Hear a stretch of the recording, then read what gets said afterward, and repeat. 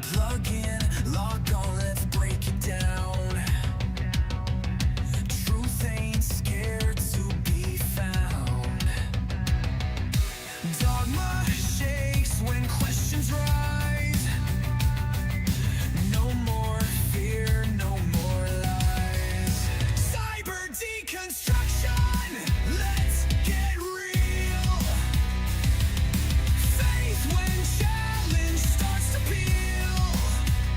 If it's built on solid ground, why is it scared to stick around?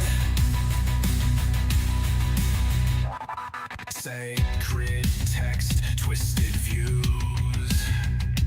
Time to separate lies from truth. Not here to burn, but here to see what survives when the mind breaks free. Deconstruct, analyze, open hearts, open eyes. If it falls, let it be. What remains is meant to be. Cyber deconstruction, let's get real. Faith when challenge starts to peel. If it's built on solid ground, why is it scared to stick around?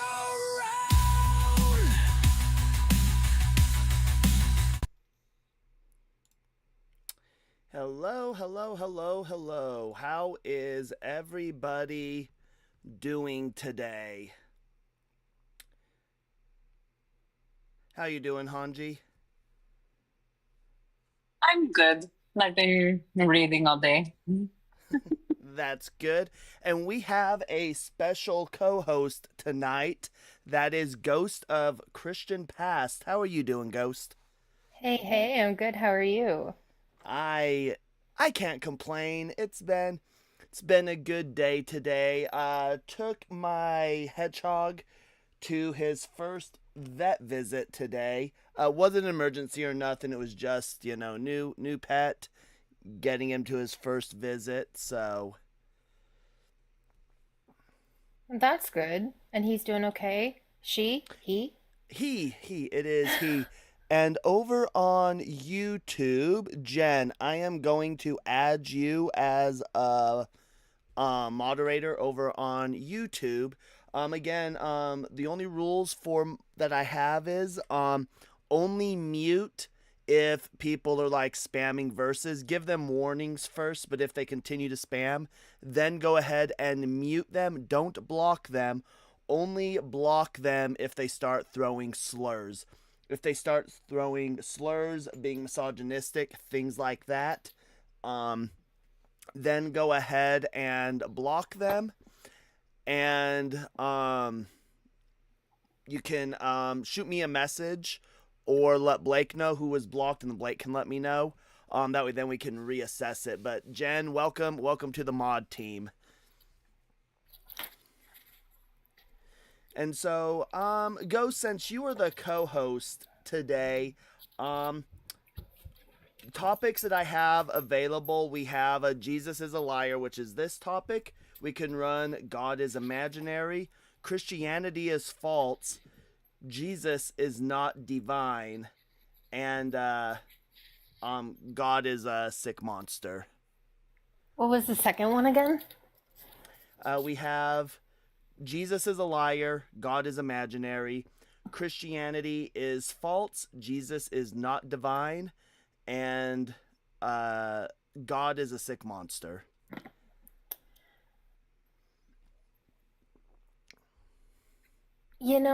My gut always says to go with the monster one, but it never turns out to work very well for me. Um, like every time we run this one, it's like nobody wants to come up. Well, So and I'm the sorry, go ahead. Oh yeah, I was gonna say the nice thing is, I have learned since I've been running on Video Ninja. Video Ninja is the link that's in the yellow. it makes it so that those that are on YouTube can join in the conversation.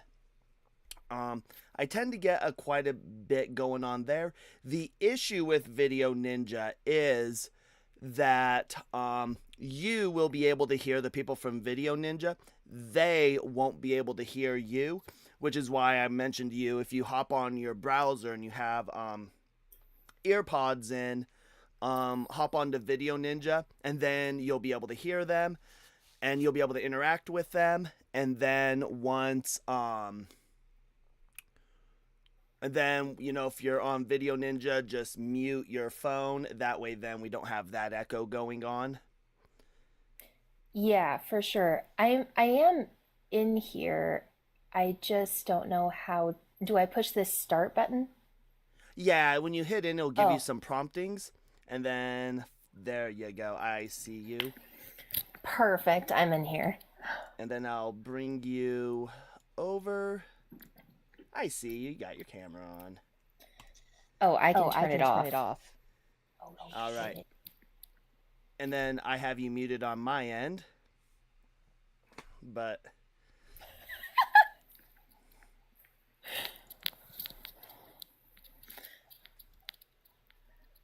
I look like an so absolute crazy because I've got like two headphones going on. One for my phone and one for my laptop. It's everything's fine though. Everything's fine. nice, nice. Um, so Taylor, I am doing good. Taylor, I am doing good. Kravis, you're a troll. We don't bring you up, Kravis. You're a troll. But anyways, a Christian. So we genuinely want to know, why is God a sick monster? Also, since we are on YouTube for um monetization purposes, we do have to wait like 20 minutes before we can start dropping the F bombs. But after about 20 minutes, we can start dropping the F bombs. Got it. We'll say fudge like the good Mormons. Yes, we'll say fudge like good You don't have Mormons on that side of the state. Yes, I do. What do you mean? Not like we do over here. I mean, that is valid. Although I was doing some research on the Idaho Satanic Temple, and they did a diaper drive, and one of the five places that were willing to drive diapers for them is a little metaphysical shop in your area. So I would say go support them. Oh, in my area? Uh-huh. What was the name of it? Oh gosh, I closed the tab. But I will send it over to you. Was it the I Shadow think it's Domain? no. Oh, okay. Yeah, shoot me a link. I'd definitely be interested. Yeah, no, I'll send it over to you. I'll have to find it again.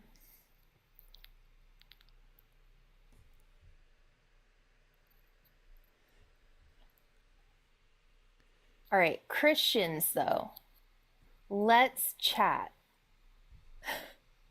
Why Yes. is God a sick monster? Why does God condone and participate in things that are so horrific that if we do them, we burn in hell forever? Why is it okay that God do these things, but we not? So true. Very true. And I mean, when we look at these, the issues that we really run into that I think is absolutely deplorable is when we get reading these and we see the slavery. I can understand, we as humans are horrible to each other. Humans are disgusting to each other. So I can understand humans being the disgusting creatures that we are to each other, being okay with slavery.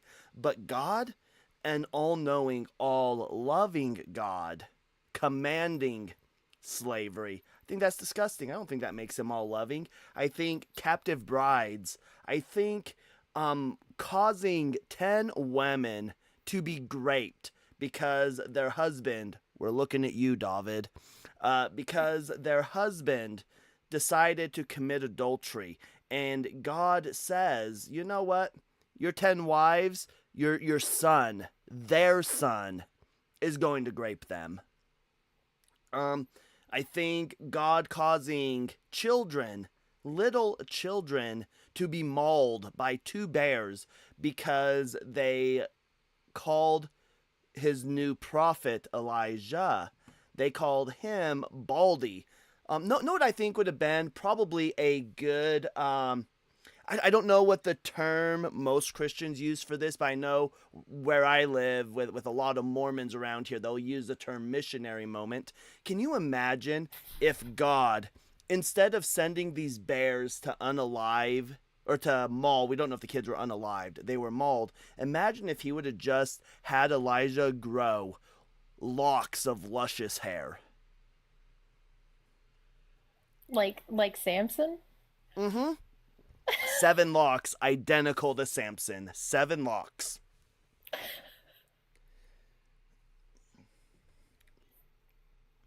I feel like the kids would still be alive. There would have been like some miraculous thing where they were inevitable. Yeah, well, I don't know. I feel like there are things where God can make himself known, right? God in the Christian worldview is all knowing, and God being all knowing knows exactly what it takes to convert each and every one of us, right? He knows that. And so why can't it be the case where God can make himself known to us, and thus we don't have to do these horrible things? We're going to go ahead and bring up our first guest, though. It's going to be on TikTok. Maybe. Whenever I am on OBS running this, it always makes my live studio run goofy. It runs like a bit slower.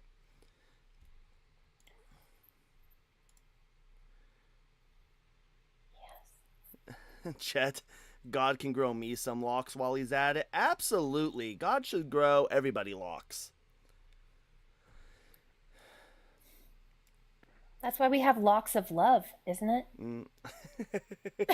Yes. Sorry. Yes.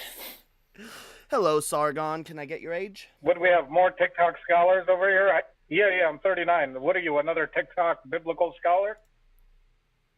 No, I'm not a scholar. I mean, I went to school for this. I have a degree in it. I don't know if I call myself a scholar, though. Pretty sure you did. Yeah. Yes. Are you a Christian? Everybody does not do that. Thank God I am. Yes. What are you? Yeah. No, I'm an atheist. Oh, you're an atheist. You say you I'm don't sorry. believe Let me that God rephrase. exists. Let me rephrase. I'm a TikTok scholar. Let me rephrase. Yeah, I know. You're a TikTok. You're another biblical TikTok scholar. I know. Yeah. Scholar overnight. Yeah. So, I'm question pretty I have for you is, why is God a sick monster? I don't. Your question is very stupid, to be honest with you. Oh, I know you think so. Why? What kind of stupid question is that? Wait, why is it stupid? What kind of stupid, illogical question is that? That's not an answer to the question, but okay. That doesn't even make logical sense. Wait, how does it not make logical sense? Because God is not logically sick. What the hell? That doesn't even make any sense. How would you describe a sick person? It depends on how you describe a sick person. No, I want to work on your definitions here. Like, I want to No, I understand wanna work what on you your would definition. mean. Why? I want to Like, work on we're your here to definition, ask you questions. you're the one so. because you're the one that brought it up. So tell me your definition. No, I asked you first, and I know that seems kind of childish, but it does stand true. Yeah. Whenever you want to give me your definition, I'll be waiting for it. Oh yeah, I would say that when God makes the female anatomy to do a certain thing, and then God punishes the woman because of the female anatomy that he created. Like, for example, what? Give me a chapter and verse. Virginity, the virginity test. We're going to look at Deuteronomy 22, verse 24. Yeah. Go ahead, read it first. Oh wait, not this one. This is the grape one. This isn't That's not the grape one. What grape one? What are you talking about? Oh yeah, we'll do the grape one. We'll do the grape one. The virginity test is just above, but yeah, we'll do the grape one. So yeah, it's this one right here. It's going to be in 28, and it says, if a man meets a virgin who is not engaged and seizes her and lies with her, and they are discovered, the man who lay with her shall give 50 shekels of silver to the young woman's father, and she shall become his wife. Because he violated her, he shall not be permitted to divorce her as long as he lives. Thank God. Thank God. So what does that mean for you? So you think that go ahead, Ghost. Sorry, Go ahead, I'm just curious, Sargon. Do you have kids? Yeah. Yes, I do. Do you? Yeah, I do actually. I have 2. Oh, cool. Do you let have your a kids daughter sleep? by chance? Do you let your daughter go out and screw the whole entire world, whoever she wants? Yeah, my daughter's 8 years old. That's disgusting. Let's take it a step back. Hold on real quick. When your daughter. Yeah. Hold on. That's not what's happening here. This is Yeah. a woman that is being seized and raped. This isn't consensual for the woman. Is Deuteronomy, is the book of Devarim, is it written in Hebrew or English? Is what? Is the book of Devarim, is it written originally in Hebrew or English? It's in Hebrew. Oh, okay, so what's the word for grape in Hebrew? Oh, the word for seized is tofesh, which means like to capture, to kidnap. What does tafash mean in Hebrew? It means like to capture, kidnap, to take. No, that's not what it means, my friend. Oh, do you want me to go find every other verse in which it's used in the Old Testament, and you'll see where it's being referenced? You can go find a verse according to its context, but what I'm telling you, according to this, it doesn't mean grape. So where did you get that word grape from? No, it does. It does. No, what it does doesn't. it mean? No, it yes, doesn't. it does. No, it it does. doesn't. No, it does. No. So here's where we'll show you where the difference is. Show me one biblical scholar that agrees with you. Oh, I can show you a number of them, but where we can go here, as a matter of fact, you could go read it. Hold on. Don't run away, because I'm going to cook you on this. Name me one biblical scholar that agrees with you. We can look at the text itself real quick. So can you name me one biblical scholar that agrees with your interpretation of these verses? Hold on. Sir, can you give me a biblical scholar? You said a numerous amount of them. Can you give me one biblical scholar that agrees with you? Sure. Rabbi Tovia Singer does agree with it. Rabbi Tovia Singer agrees with you that this verse in Devarim is talking about graping women and paying the father 50 shekels. Is this what he agrees with you? Show me it. Yes. Post it. Go ahead. Well, we're going to look at the. Hold on. We're going to look at the text, and we're going to show you. Go ahead. Hey, who said Tovia Singer is a biblical scholar? Okay, hold on. I just did What? really quick. Sargon, take a deep breath. Hold on, Sargon. Shut up. Go. No, do not tell me to shut up. Somebody, thank you so much, Hanji. Shut up. Sargon, I did a really quick Google search that says biblical scholar who agrees that Deuteronomy 22 verse 22 is about grape. And the first thing that came up is Scholes in 2021. And he states that the texts of Deuteronomy 22, verse 25 through 29, are widely recognized as grape legislation, while Deuteronomy 22, verse 22 through 24, this is Scholes. Scholz. This is a biblical scholar who, Sargon, if you would shut up for 5 seconds, maybe you'd be able to see the biblical scholar that I am literally showing you right now. And instead, you're being condescending and rude. Oh. And flat out rude. Can someone block that Malakis Louis? That pompous, small dick man has an issue with women speaking. He does this shit on every atheist life. I am tired of his shit. The moment you hear him, do not clap for him. Just fucking block him. W. Hanji. Yeah, I was about to block him too. And when they don't want to hear you, right? So as soon as you mention a rabbi right, who would be like the scholarly sources for this. He's like, Yep. wait, what? And then he's like, no, a scholar. And then we get another scholar. He knew he was cooked. He didn't want to hear. But we're going to cover this real quick. And the reason why we know that this is talking about grape, where I was actually wanting to go initially was right here with the virginity test. But when we go and we read here, 22, if a man is discovered lying with the wife of another man, both of them shall unalive. So a man is discovered lying with the wife, because this is implying that it was consensual.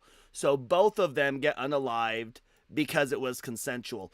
In verse 23, if a young woman, a virgin, already engaged to be married, and a man meets her in the town and lies with her, you shall bring both of them to the gate of that town and stone them to death. The young woman, because she did not cry for help. This is implying that this was also consensual. So this is a case where the woman is not married, but she's engaged, so she's still a virgin. And this is consensual, so they are both punished. Now in verse 25, if a man meets the engaged woman in the open country, and the man seizes her. Now this is where it changes. And a man seizes her. Right?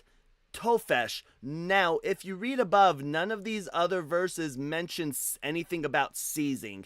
And whenever we read in any of the Hebrew text in the Tanakh and it uses the word tofesh, it's always referencing to seize, to kidnap, to capture. In every verse, that is the context in which this word is being used, right? We're seeing it in capturing cities, right? So, tofesh, and the man seizes her and lies with her. Only the man who lay with her shall unalive. You shall do nothing to the young woman. The young woman has not committed an offense punishable by death, because she's innocent. This case where tofesh is being used in this case is showing that the man has graped her. And in here where it says where the virgin who is not engaged. So up here she is engaged. Down here she is not engaged. But again, we're getting the seized. Tofesh is being used again. So this is again referencing that she is being graped, she's being captured, seized, kidnapped. But because she is not already promised to be married, and again, in this time period, women are viewed as property, and since she's damaged property, the man must pay the bride price, the virgin bride price, because there was a different bride price if, say, the woman was not a virgin. If the woman had come forward and been like, "Hey, father, I did this thing," he wouldn't. There would be no bride price to be paid. So that's what this is talking about. It's grape. He was just Looney Tunes. Didn't know what he was talking about. Oh, absolutely, absolutely loony and a little bit angry, I would say. I really wish he hadn't run from the "Are you a parent? Do you have kids?" question, because it would have been really interesting to like ask him, how would you feel if your daughter was seized? Seized is the word that is used for a reason. And then you're just paid. And then are you still going to say thank God, praise God after that? Ew. Ew, yucky. Yeah, I do need to note that was like first thing, because we are definitely giving him a clip. Oh yeah, 100%. So let's go ahead, keep tapping that screen, sharing the live. If you haven't already, give Ghost of Christian Past a follow over here on TikTok. And while I'm getting this next guest up, do you want to kind of tell both YouTube and TikTok about yourself a little bit? Oh, I do have a YouTube now, actually. I do have a YouTube. I'm trying to grow the followers. So if you want to search up Ghost of Christian Past, I am here, but I'm just posting short videos for now until I can go live. And yeah, like, what do you want to know? I grew up Christian. I'm not anymore. Now I just have a little ghost of a Christian that lives inside of me, and I have to give her a hug sometimes. That's about it. And we do live in the same state, just on opposite ends of the state. Opposite ends. It's very sad. Yeah. Otherwise, Hanji, can we'd be you? having weekly dinners. Yes. Hanji, can you bring up the next guest on TikTok?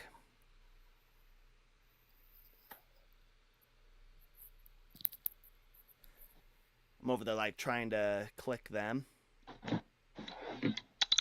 Mikey, can we have your age for TikTok TOS, please? Yep, 44. Okay, are you a Christian or a believer of the God of the Bible? I mean, I was raised Catholic, but I've now turned into a spiritual. Now, I that's not the answer to my question. So, do you believe the God of the Bible or just spirituality in general? In spirituality in general, Oh, I then, believe there is a God for sure, 100%. And I do disagree that he is sick. Do you follow the God of the Bible? No, just that there is a God. And I do Oh, believe that the teachings of the God in the Bible, like some of them are good and some of them I can, yeah, with every religious text, I think that about like 2 to 5% of it is like really good. okay. So you agree then when we were reading in Deuteronomy 22 that God is a sick monster for allowing women to be forced. He commands that they be forced to marry their rapist. Yeah, it's like stories like that. I wouldn't inherently believe that a living God would actually say those things. I think a lot of these religions are, meant for controlling people. So some of these stories here, I think, are asinine. Okay, let me ask you a question about your view of a deity. So when I think a deity or like a god, I would think of a mind that created everything. Is that what Yeah, you? yes, like an all-knowing, metaphysical mind that, yes, that's pretty much what I would consider as well. Okay, and what text do you use for this deity to learn about this deity? Um, well, there isn't really a text. Well, it's from every text, I guess. Like you could look at Buddhism, you could look at Hinduism, you could look at Christianity. Like all of it tells about this deity that exists that is ultimately good and gives you basic conditions that you should abide by. And that's pretty much where I get uh, you know, my picture I of and where this. and when and when you say he's inherently good, do you mean like he's inherently good, like he created the world for us? Yes, yes, I do believe that.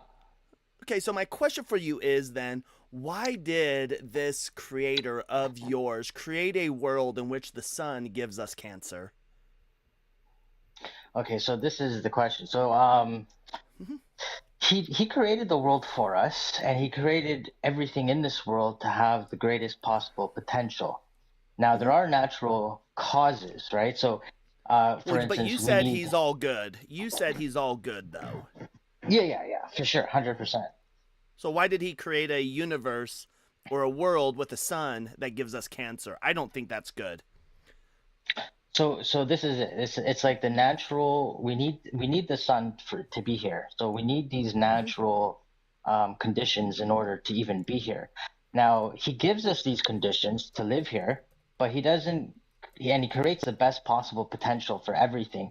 And it's whether if it's up to us to achieve that. Now, why did he create a sun that gives us cancer? That's a question that you'd have to ask like the sun, really. I don't think God created the cancer in that gives us. He gives us the sun, but due to the natural conditions of how the sun reacts to our melanin and our skin, Well, right? hold It's on, it's due to Mike. natural causes. Yes. Mike, if I could chime in here, you said that God wouldn't create something that would harm us, and yet obviously that's not true because the sun was created and the sun causes cancer. No, I didn't say What that he would. would you say that it's possible for God to have created a light source that would still provide us with the necessary nutrients, vitamin D, rotation, et cetera, that doesn't necessarily give you cancer? Would that have been a possibility for God? Well, then you might as well ask, why did he even let us die to begin with? Why is death even such a thing, right? Why didn't we just live forever, right? But these are Well, due but to natural, yeah. Well, but what we're talking about specifically, though, is like unnecessary suffering, right? We can recognize that, like, dying can be necessary, right? But why unnecessary suffering, right? And it turns out that, like, when we look at the thing in the sun that gives us issues are the UV rays, right? And it turns out that when it comes to UV rays, we as humans don't benefit from them. Plants don't benefit from them. There are very few things on Earth that benefit from them, but he created a world which has a sun that gives off UV rays, and he could have just created a sun that doesn't give off UV rays, and thus we wouldn't have the mutations that the UV rays cause our skin to go through, thus causing us to have cancer. Is it the Well, mosquitoes? Are the mosquitoes the only thing that benefit from UV rays? Because I'm I willing to don't bet. I bet they are too. I'm so sorry. I bet they are. Why didn't Noah just smash the two mosquitoes on the ark? I'm just saying. I'm just saying. yeah, so for unnecessary suffering, I think that it's meant for us to as a wake-up call in a way, because we're not living up to our greatest potential in that sense, like in terms of like, wars and stuff like this, where it's unnecessary. But yeah, but this is a case though where God created, because you made the comment, right? This would be fun, Hmm. like so I could get behind, like, I'll be honest, I'm agnostic to the idea of there being a deistic God. I could probably be behind a deistic God, a deist who like created and then walked away, doesn't care. But the issue is that you have a God that you believe is involved in the world. He created the world. You made the claim he was all good. Um, but he created a world that causes where the natural world causes suffering. We're not talking about the suffering that we cause each other, right? We're causing about the natural causes, the natural suffering that the world Sure. itself that this God created causes. That's what we're talking about. Yeah. Yeah, and like I said, like, there's natural causes to everything, right? So like the conditions have to be perfect. But And they're and not that's perfect. unfortunately exactly. And that's the cause of nature, right? Like nature So is God, in your itself. God's not a perfect creator then? He's not all good? He no, he created everything, but he doesn't meddle in the course of nature. Wait, so He, are you saying that he did create everything perfectly and nature, aka humanity, has just kind of messed it up? in a sense, yes. Okay, so like how did we mess it up? How did we mess up the sun in order to cause it to make UV rays? I wouldn't say necessarily that you messed up the sun, but we But we would definitely have messed. had to have some type of hands in it, right? We would have had to have some type of involvement in order to change it. If God made Uh, it perfectly, how did we change it? probably to probably due to ozone layers, right? Like due to pollution. Could be a bunch of things, right? We don't have we Hey, can't have say you have you ever looked at or have you heard of the hairspray problem that was actually causing a hole in our ozone layer? Like in the I think it was the 60s? I've heard a lot of theories, including like cows No, no, no. like This isn't belching. a theory. This isn't a Yeah, theory. This is like actual hairspray that people were using. I don't remember died. the exact brand, but humanity actually like rescued the ozone layer. We realized there was a problem with the ozone layer, and then we stopped using that hairspray and fixed it. Okay, so that's one example of us knowing that there is damage that we cause and fixing it. Sure. Well, let me ask you another question though, because I think this is going to kind of fly in that face. So we have found dinosaur fossils that have, and yes, John Jones, CFCs, but we have found dinosaur fossils that have cancer. So dinosaurs predate humans. Were dinosaurs Actually, was the T-Rex out there using that hairspray? okay, but cancer doesn't necessarily have to come from the sun, right? Well, correct, but what we're talking about though is cancer that comes from the Earth, right? The sun was an example, but you're trying to say that that was something that was man-made. But we have cancer that Cancer is does just a predate humans.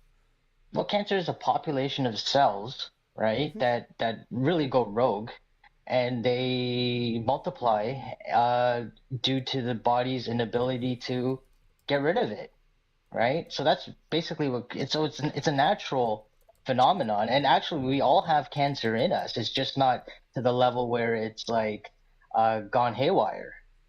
What the host Yeah, is but trying to get for you to understand is if creation is supposedly perfect in the eyes of your creator, why even have our bodies have these types of issues like cancer, arthritis?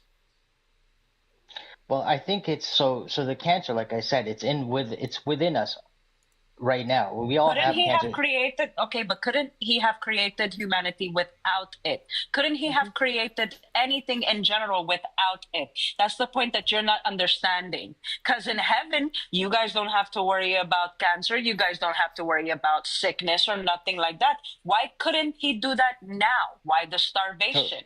so this is what I was alluding to, which you just cut me off. But so the cancer is within us already. So what expresses that cancer is that separation from God in a way. Let's just say it's like living so imperfectly. dinosaurs got So separated. So hold on. So the T-Rex wasn't using hairspray. The T-Rex separated itself from God to get well, I don't cancer. know. The T-Rex didn't go to the temple that didn't exist during the time cyber. You know this. The T-Rex had way too many sin cells, Those sin cells. Yeah. Damn T-Rexes. It's the first time I've ever heard of a dinosaur having cancer. But anyways, I I mean, it's mean, not to it's say that it's not scientific a fact. yeah. Okay. Well, I'm not disagreeing with you at all. I'm just saying that it's already there within us. It's just nature going haywire for whatever reason, So why and did there is a God Didn't cause your create for God it. create us? And nature? Yeah, why did God create cancer? Why did your God He's create not cancer? getting it.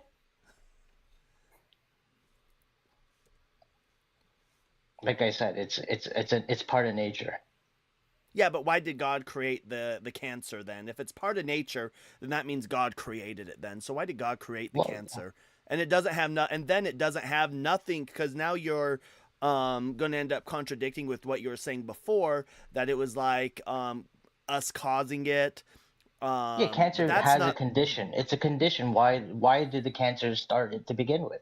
We all right. It's just why is Well, it you said we expressing itself? naturally. There's reasons. You That's said what we're it's asking you. natural.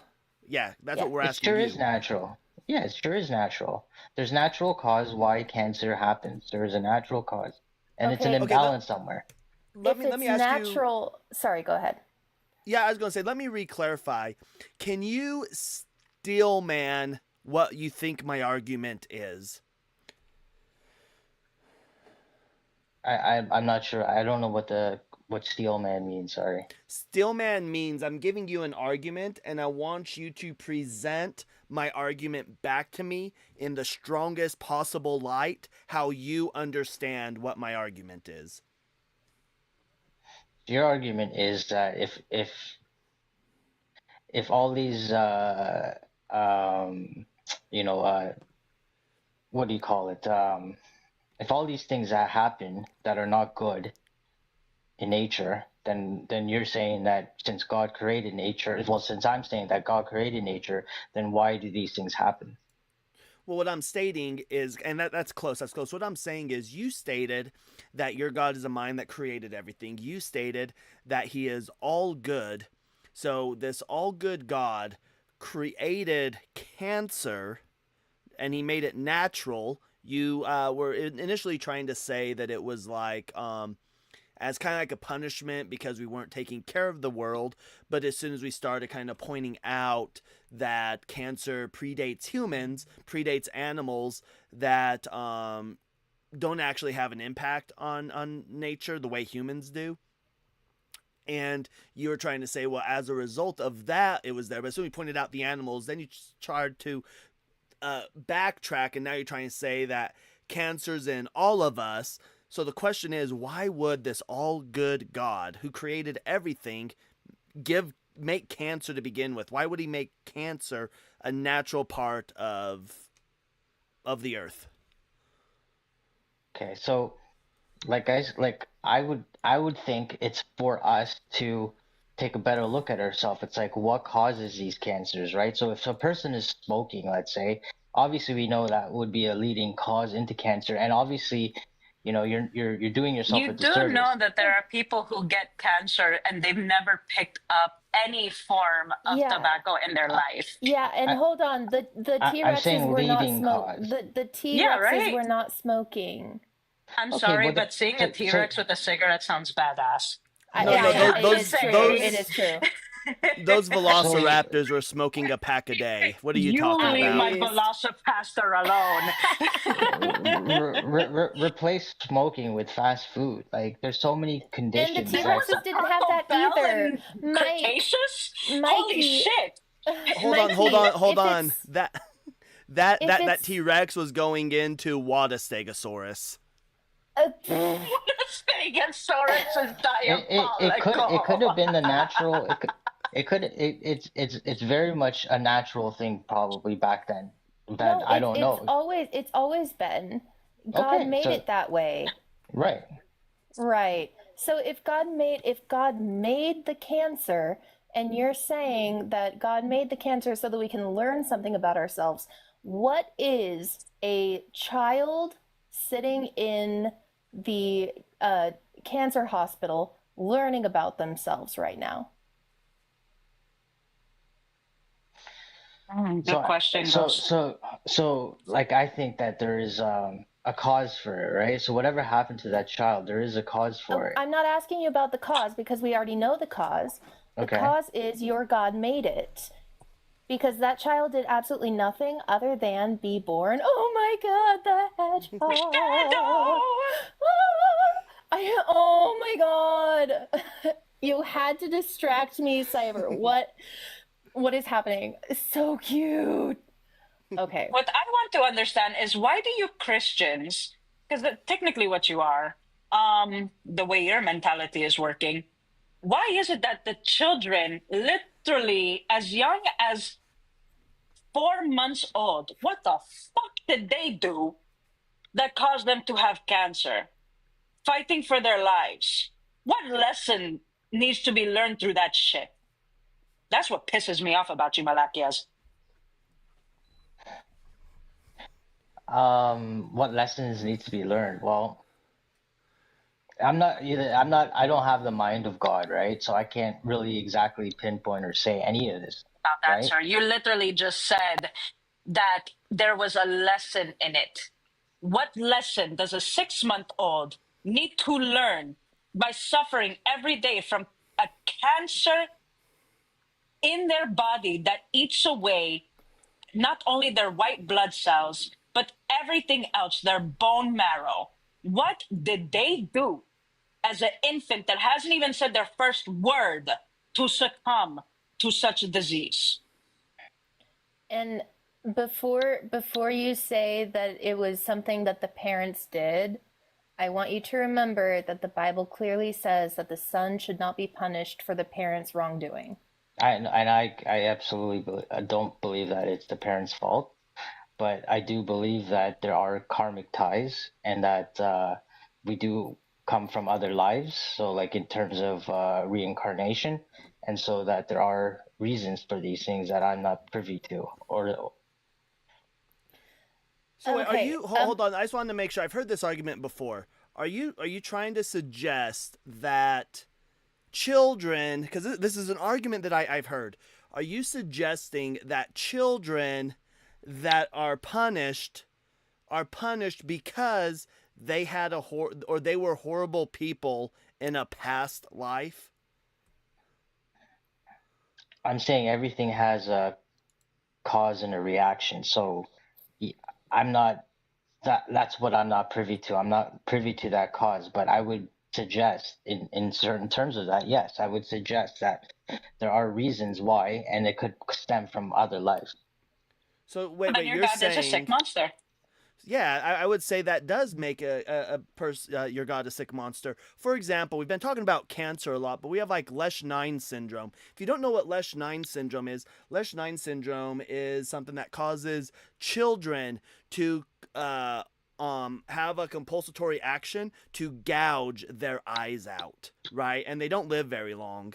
They end up passing away at a fairly young age, but they can't control themselves and they gouge their eyes out. And so you're suggesting that this all good, keep in mind, all good God created this kind of reincarnation in which karma from a past life is kind of utilized in the next life through causing these children to suffer through things like Lesch-9 syndrome or cancer. Now, and in terms of like suffering Well, that was a yes or no, for my dude. That's a yes or no, my dude. what was the yes or no question? Sorry, I missed that. Yeah, so the question is, you believe that your God, your all good, all loving God that created everything, created a world in which we are reincarnated, and there's a karma system, and the residual karma is burnt off essentially through punishing children. I would say that there is a residual karma, and that if that is the case, then yes. And you think that a God, an all-loving God, would create a world in which children who have no idea as to what is happening to them and would cause them to be in these situations, to go through these cancers, Lesch-9 syndrome. In other cases where some children are born into families where they starve, that this is just your loving God burning off karma. Okay, but this is the point of like, okay, you're saying that these children are in fact, suffering in a term that, that they're looking at it as like a bad thing. But in fact, I think that, maybe their lesson is to like, maybe they're at union with God after this and realizing like they are not in, Cyber, can I say something? they can go live ahead. like. Okay, this is my it could be fucking problem. positive. This is my Mikey hush. This is my problem with this soul contract bullshit. It is sick. This is basically the shit that he's on right now, and I'm cursing like this because these people are Calvinist stick piece of shit fuck faces. Okay, they feel that if someone as young as a child gets raped, they signed up for that. That is to clear their karma to be right with their fucking creator. That's what this little that is sick not fuck you. is You on. are you are putting words in my mouth. You are literally talking about soul contracts here. That's what reincarnation is. You guys think that whenever you did shut man, up, I'm don't not tell me fucking what I done think. talking. I don't give a shit, you piece of shit. You're the one who thinks children with cancer is literally paying for the sins of the past, which we don't even have fucking evidence for, so there's that. Keep your mouth shut. You are the type of people that literally say that you signed contracts in a past life to clear karmatic debt. It is problematic, and here is why. Nobody in their right fucking mind, and listen to me carefully, would sign a contract to suffer from cancer, to suffer starvation, to suffer getting raped, just so they could be one with a creator that you don't even know is out there. And I have deities, and you got me fucked up if you think for 1 second that my pantheons tell me that I am literally living out my karmatic debt. That is bullshit. It is sick. And you guys need mental fucking help if you think that way. A child is a child. And no, mysterious sick is not necessary. Then why don't you go ahead and meet your creator, seeing as you're no in such rush to meet him, talking all this malakis smack in my comment section. Well, Now I'm done.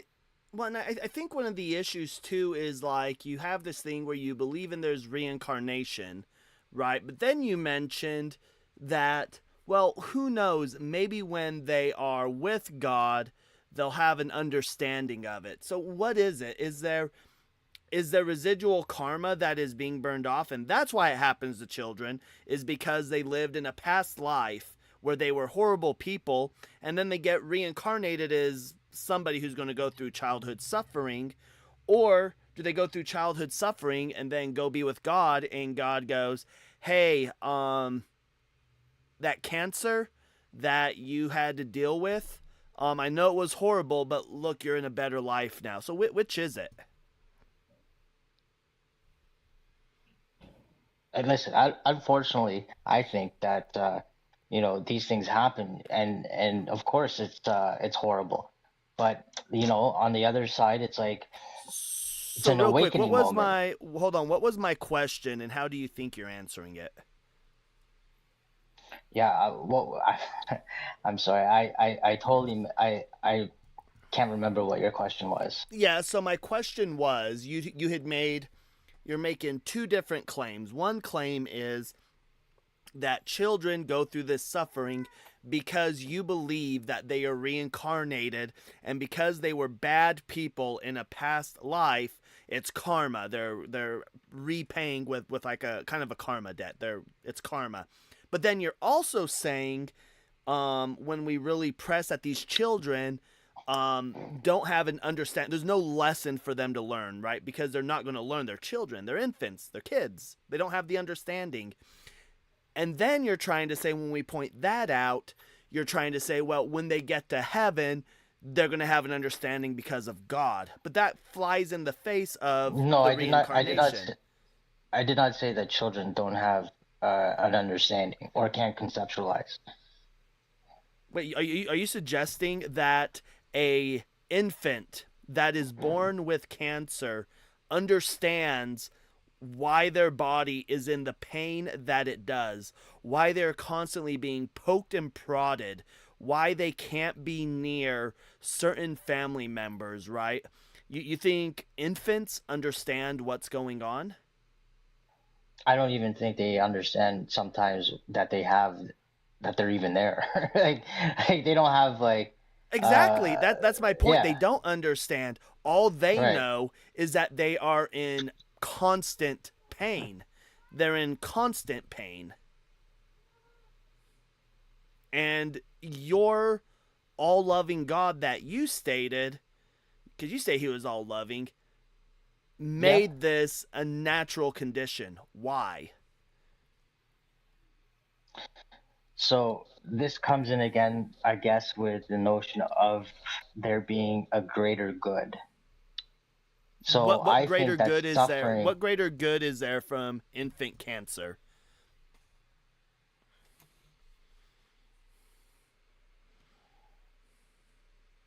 well, what greater good is there from infant cancer? Hmm.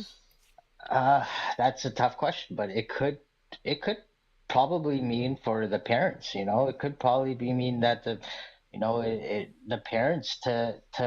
Wait. It wasn't the parents' fault, but it was for the parents' benefit. I'm not, I cannot, I don't have the mind This is of an why I said all-knowing what This I is, person. Yeah, said. yeah, no, this is my problem, yeah, honestly. yeah. It's that every time I, I have in these conversations, and you Hmm. push to the point where we have pushed, the only answer that I seem to get is, well, we're just going to have to trust that God is good. We're just going to have to trust that God did this with some greater purpose in mind, because obviously there isn't one, right? There is no good thing that comes out of childhood cancer, the only thing good, the only thing that comes out of childhood cancer is pain and suffering and a lot of expense, a lot of like it's dramatic, it's drastic. Have you ever known someone who had a child with cancer? Because I can tell you that the No. parents, I have, and the parents are not having a good time. There is no good thing that the parents are getting out of their child having cancer. It is one of the hardest things you can possibly go through. That's why we have so many nonprofits like the Make-A-Wish Right. Foundation and these types of things. There are no good things, and the fact that the God that you claim to believe in and worship made it so is I would sick. I would argue Can that I it just was say us something that to you, my dear? no, hold Well, on hold one on. sec. Let him Give me a respond chance real to fast. speak. So I would think that in fact, like in case of the childhood cancer, it would be a cause of the way us human civilization have structured ourselves and how we live, right? Because there are causes for it, and it probably could be from our drinking water. There's a whole bunch of probably scenarios where we could do better and we should do better, and we haven't. We're actually digressing, and that's why more of these scenarios are presented to us. Anyways, Ghost, I bet you any amount of money, You got $1 million he bucks.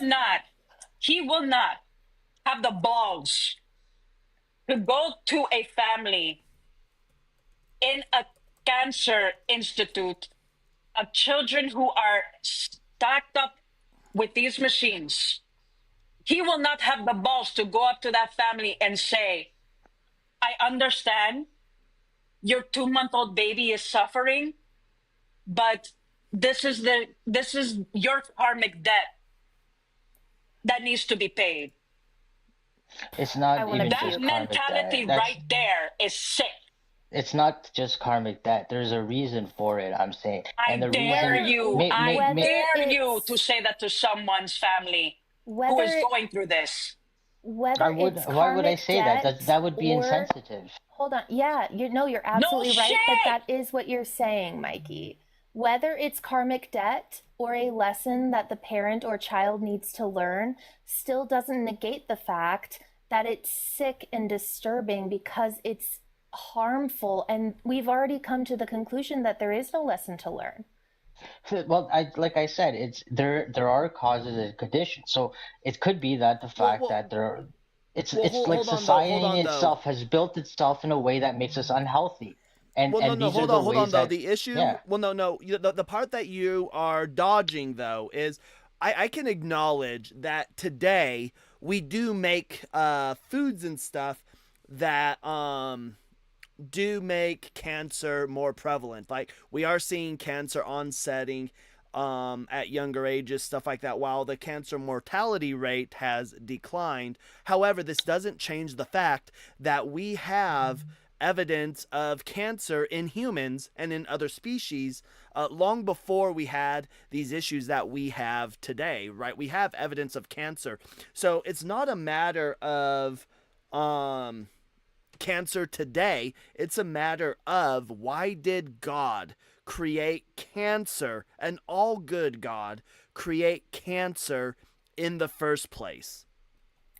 So this is I keep alluding to this, that it's like it's naturally built into us, right? Yeah, why? Why And did it's God create yeah, it naturally into us? That's it's the question. right.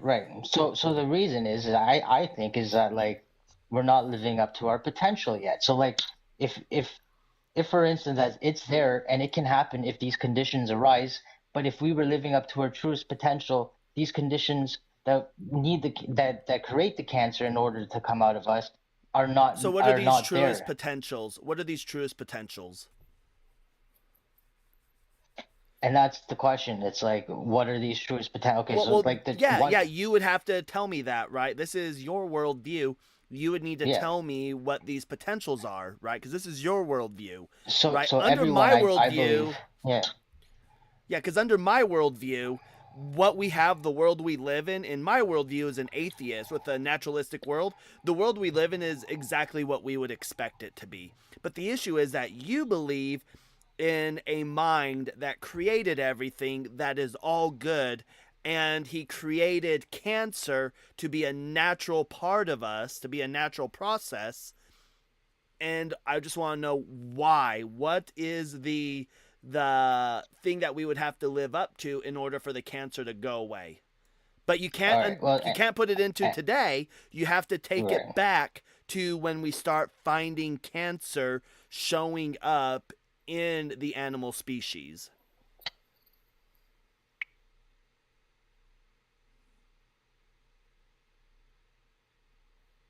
Go ahead.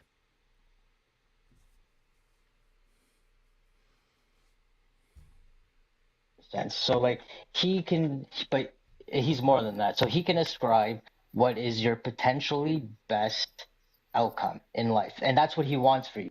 You to have the potential. All right, so I will ask the question for like a third time, and this will be the last time I'll ask it. So we have evidence of cancer. In fact, the earliest cancer that we have found in humans is 1.7 million year old. It's a toe. It's in a toe. It's toe cancer in the bone. So Right. the question is, 100 or 1.7 million years ago, Yes. why did God give and I can't pronounce that's a homo ergaster, Ergaster. Why did God give this person toe cancer 1.7 million years ago? Right. What could Okay. this person have done to where God would have said no toe cancer for you? Well, first of all, he would have seen himself separate from God. Okay, so that's one of the first things. Secondly, I think it's that he was that person 1.7 million years ago probably did not follow his, greater good, or like he was probably, it was probably tribal mentality, meaning that there was a lot of violence back then towards other people, perhaps, and all these like basal instinct natures back then were probably more prevalent than a comprehending person today. Hey, Mike. You, We fight Um, freaking dinosaurs every day. Of course, you're gonna have the hunter mentality, Malakia. Right, Hey, but I'm just saying, can like, I yeah. ask if you feel like you have a good connection with God? Are you doing what you should do, in life? Not every day, no. Not every day, but like in general, do you think that God would give you toe cancer? I'm not saying it's out of his realm, but sure. I'm just curious if we brought this and applied it like directly to you, Yeah, what I'm could not. you learn Yes. from having cancer? What could I learn would be that I'm not in tune with my God, and I'm not in tune with my body, Wow. and I'm not in tune with like nature. I think that it is like almost like a frequency, like it like you can attune yourself to these things, right? Like, because it's like You I seem pretty in tune with what you believe to me. sure. So, But I'm not in tune myself. Like I could do always better. I can like live up to my more potentially. Like I can live up more potentially, but because of free will, you don't sometimes. You take a step back, and these are the things that I think go for it with everybody. okay, so literally just sinful nature. Your argument is sinful nature and has existed. The dinosaurs' sinful nature was why they had cancer. I'm saying there's natural causes for it, right? Like No, you're it doesn't- saying it that doesn't- because you are not in tune with God, because you are not doing what God wanted you to do, that's why you would get cancer. I also said I'm not in tune with nature. I'm not in tune with frequency. So it's like there's a lot of conditions. well, and let's be clear. What you're ultimately saying is, I don't know, and I'm just making stuff up, because you're really quick when we point out that it is human.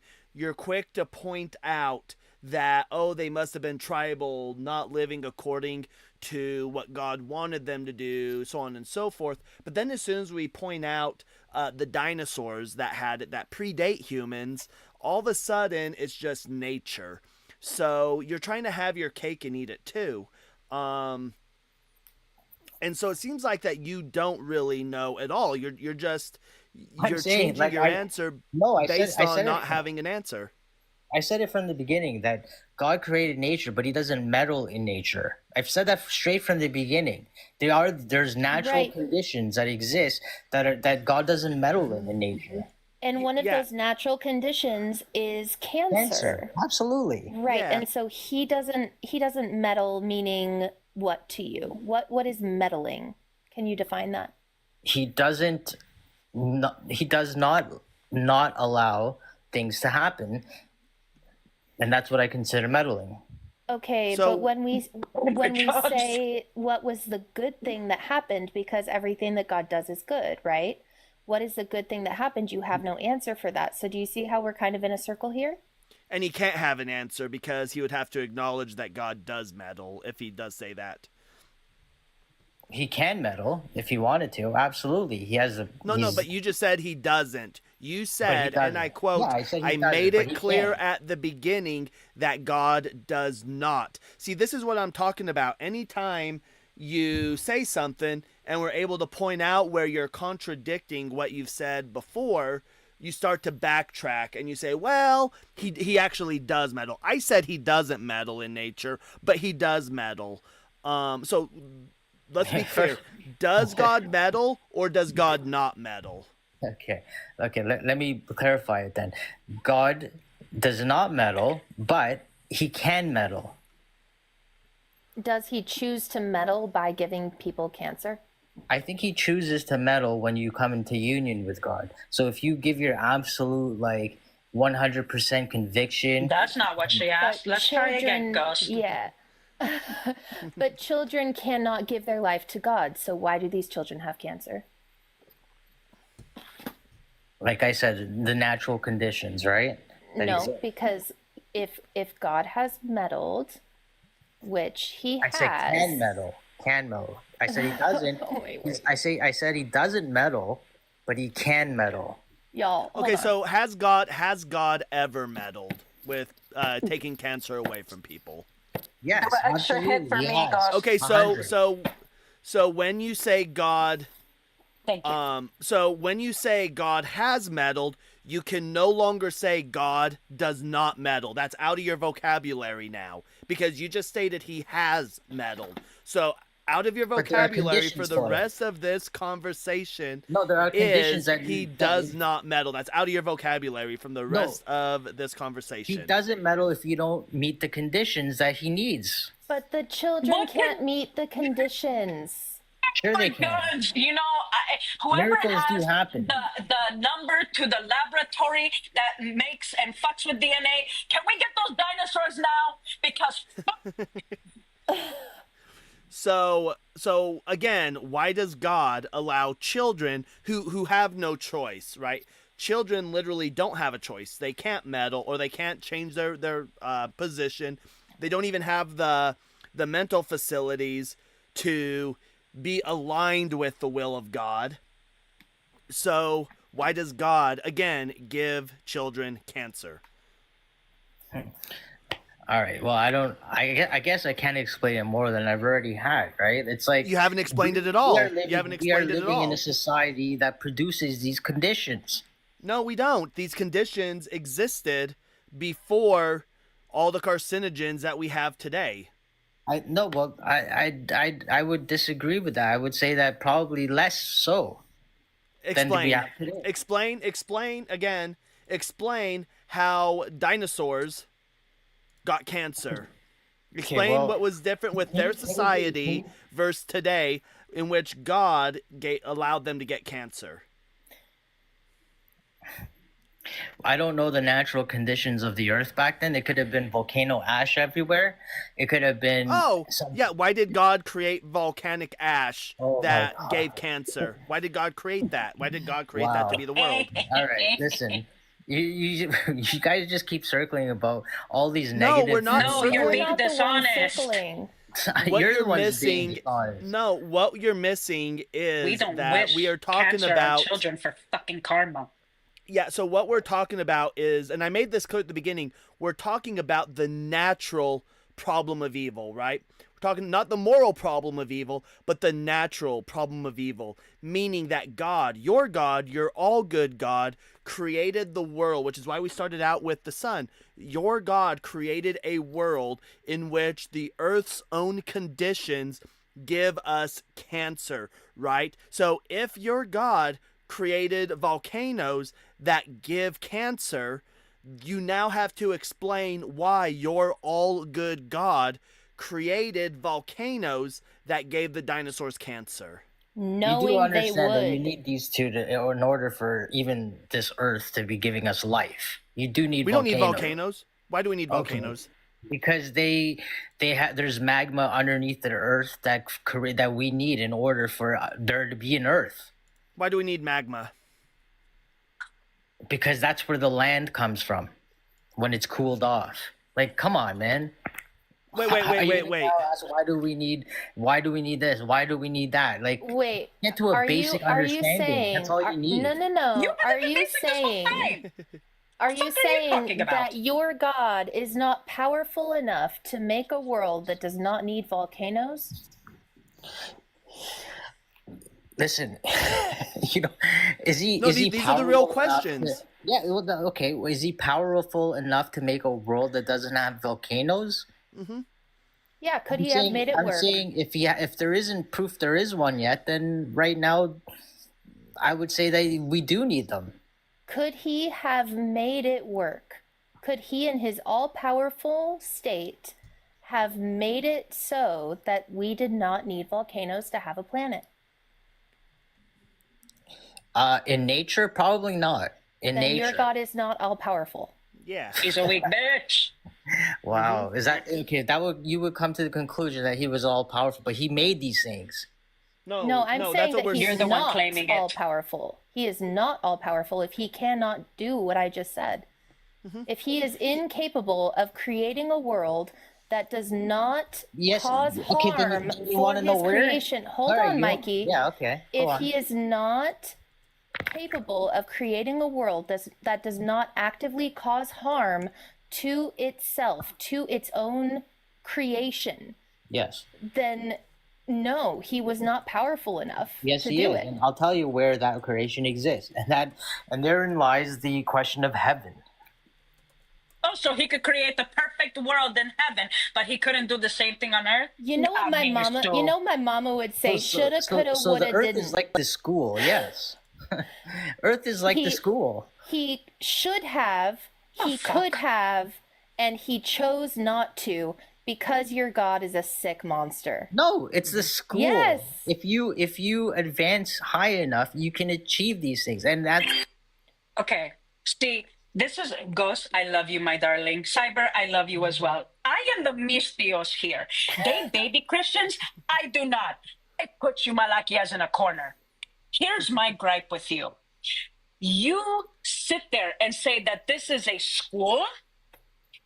Where in your right mind, if your God even gave you a fucking brain, do you think that he could make an all perfect world in heaven, but makes people suffer on a different plane? That is not an all good God. What are you not grasping in that koala brain of yours? There's something missing there. Is it context clues?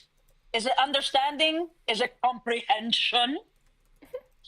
What you're not getting is that your deity can do these things in the sky, but for some reason, he's not able to do it on this plane according to your worldview, and it's a school? Wouldn't an all-knowing being know what he's creating and decide what to do then, instead of putting innocent people in the crosshairs of your supposed wicked? Clearly, your God is weak. And clearly, you're trying to get brownie points in the way that you're thinking. And I don't wish bad on anyone. Zeus, please forgive me. But if the dinosaurs come back, I really hope you're the first fucking feast that they have. I heard the woolly mammoths Why are would making he a comeback. recreate So a heaven on earth when there already is a heaven? He brought earth to exist in order for souls to actually know what physical means, like, because in heaven hold you can on. probably get Quick whatever question. you want right away. Yeah. Well, I have a quick question. Which text are you using for heaven, right? Because you're gonna have to point out what's heaven for you. Heaven to me is Because- like is a unionization with God. Basically, it's like it's the all knowing. It's the all perceiving. Like you can have whatever you want there. Like it's just Yeah. given to you. What text do you get this from though? It's just from any of the. I guess it's from a Christian text. I guess in the sense that it's just unionization with God again. So the question I have for you then, do you believe that in this heaven free will exists? Free Trevor, set the will. new goal, please. Yeah, I just Yes. Yeah, So you know, let's in a say sense, in a I'm in, sense, well. Let me ask you. Let me clarify that then. Let's say I'm in heaven, and let's say it's time to go pray to Yahweh or to God, and I notice that Ghost of Christian Past is on my favorite worship spot. Will I be able to shoot laser beams from my eyes and hit Ghost of Christian Past and knock her off my worship spot? no, it would be in Oh, complete. so there's no yeah. free will. So there's no free will.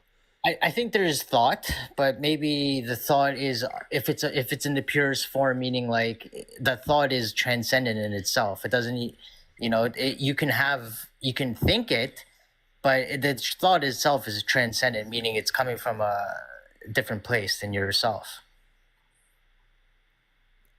So I'm not able to remove Ghost of Christian Past from my favorite worship spot. You would be in union with Ghost of Christian Past, and probably, there would be no, there would be no struggle because you guys are the same and one.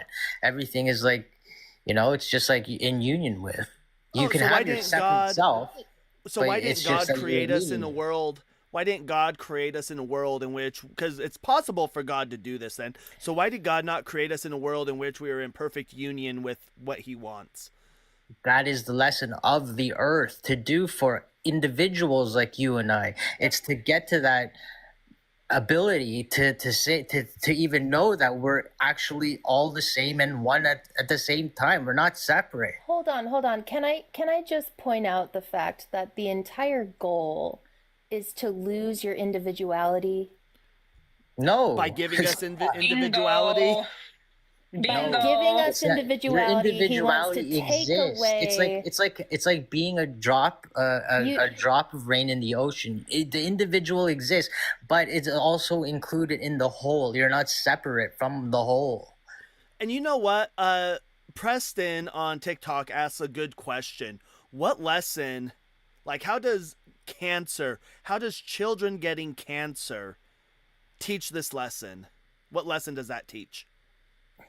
It teaches that our civilization is one that is not conducive to health. Oh, let me No. let me rephrase that. What does cancer for the person who had toe cancer 1.7 million years ago? What lesson was that person supposed to learn? How was he supposed to learn that really what he needed to do was be in unity with everyone, everything, and God by getting cancer? I told you that there's natural conditions that exist that create these things as well. You are avoiding Okay. the question like so You hard. are Your employing question the is 5 Ds of what Dodge is cancer debate. from a person of 1.7 million years ago? What would he have gained? What insight know could he have what? gained You- from you getting can- cancer? you I can don't think just- he knew what even cancer was. Maybe he didn't even realize he You're had. so right. You're so He's right. all, You know he's what? not So all-knowing.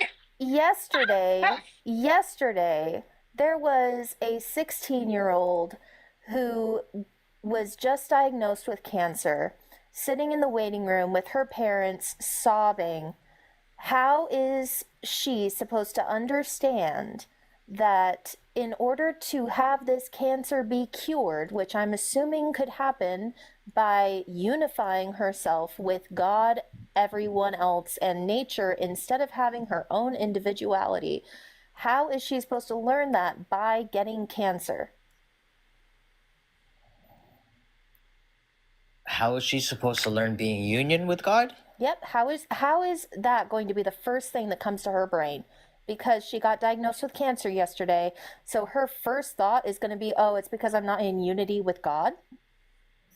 No, her first thought is probably not going to be that. No kidding. Do you think any of her thoughts would be that? I mean, they could. No, it's Okay, probably sure. not. Do you know what they are? Do you know what the thoughts are? The thoughts are, oh my gosh, when does treatment start? Am I going to live through this? The goal is always, when you have cancer, the goal is always, always, always, how do I survive? Because we as people have an innate desire to hold on to ourselves, hold on to our individuality. Never is our first or any response, how do I give myself up? Which is why Christianity is so toxic and dreadful in the fifth place, okay? Like, it's because it encourages you to literally give up yourself. So let me tell you something. So this is where the finite exists, I think, that we differ from. You believe that after you leave this plane of existence, there is no other plane in existence. You don't know what I Right. believe. Okay, well, I'm just assuming in this scenario where you're saying to this 16-year-old, right? It's like there is other. I believe that there are other. Life is not finite. You've been here forever and continue to will be here forever. So it's not finite in that sense. Wait, hold on, What's the hold on, point hold on. of We will heaven be then? here forever. Well, hold What? on. Do we go to heaven or are we reincarnated? Because now you're saying we've been here forever. So this is what we're saying. Bingo. You keep jumping. You keep shifting what your belief is. So but- until you achieve the unionization with God, you then stop reincarnating because you don't need the lessons anymore. You've already learned the lesson. So you again, the advance. question. Hold on. So the question is, right? Going Uh-huh. back 1.7 million years ago to this Can you human. make it a case that's more recent than 1.7 No, million because years the problem of No! evil, this is the naturalistic problem of evil. You want it to be nailed to today Okay, go because use you can your look at. example. Okay, go ahead. Say No. your example. Yeah. The reason why you want me to make it more recent is because you can look at all the pollutants that No, we it are doesn't doing. matter. The Doesn't reason matter. why we use these sources because they're the oldest sources and they are without the interference of all these synthetic things that we are putting in our bodies, right? So But you don't again, know the natural conditions of Earth back then. The oxygen level was 80% They didn't higher. even believe in a God 1.7 million years ago. They were literally hunting and fighting and Well, trying Hanji, to survive. well, hold on, but that again, you're still falling into. So the argument is, and I'll say it again, the argument is the naturalistic evil, right? Is the fact that God created this world, right, to cause these to happen. So if there's a low oxygen level, God caused that. If there is issues with volcanoes, God caused that. If there are issues with earthquakes killing people, God caused that. That's the issue that you have yet to answer, and I think you're not. I think it's just going over your head. We're talking about the naturalistic cause of evil, the problem of evil caused by nature. The So sun has anytime- always caused cancer. Preston, great point. The sun has always caused cancer. Yep. It's not anything that humans did to it, which we touched on earlier, was somehow we must have had some hands in the sun. No, it has always been that way. Why did your God design it that way? Because he had the choice to design it any which way he wanted to.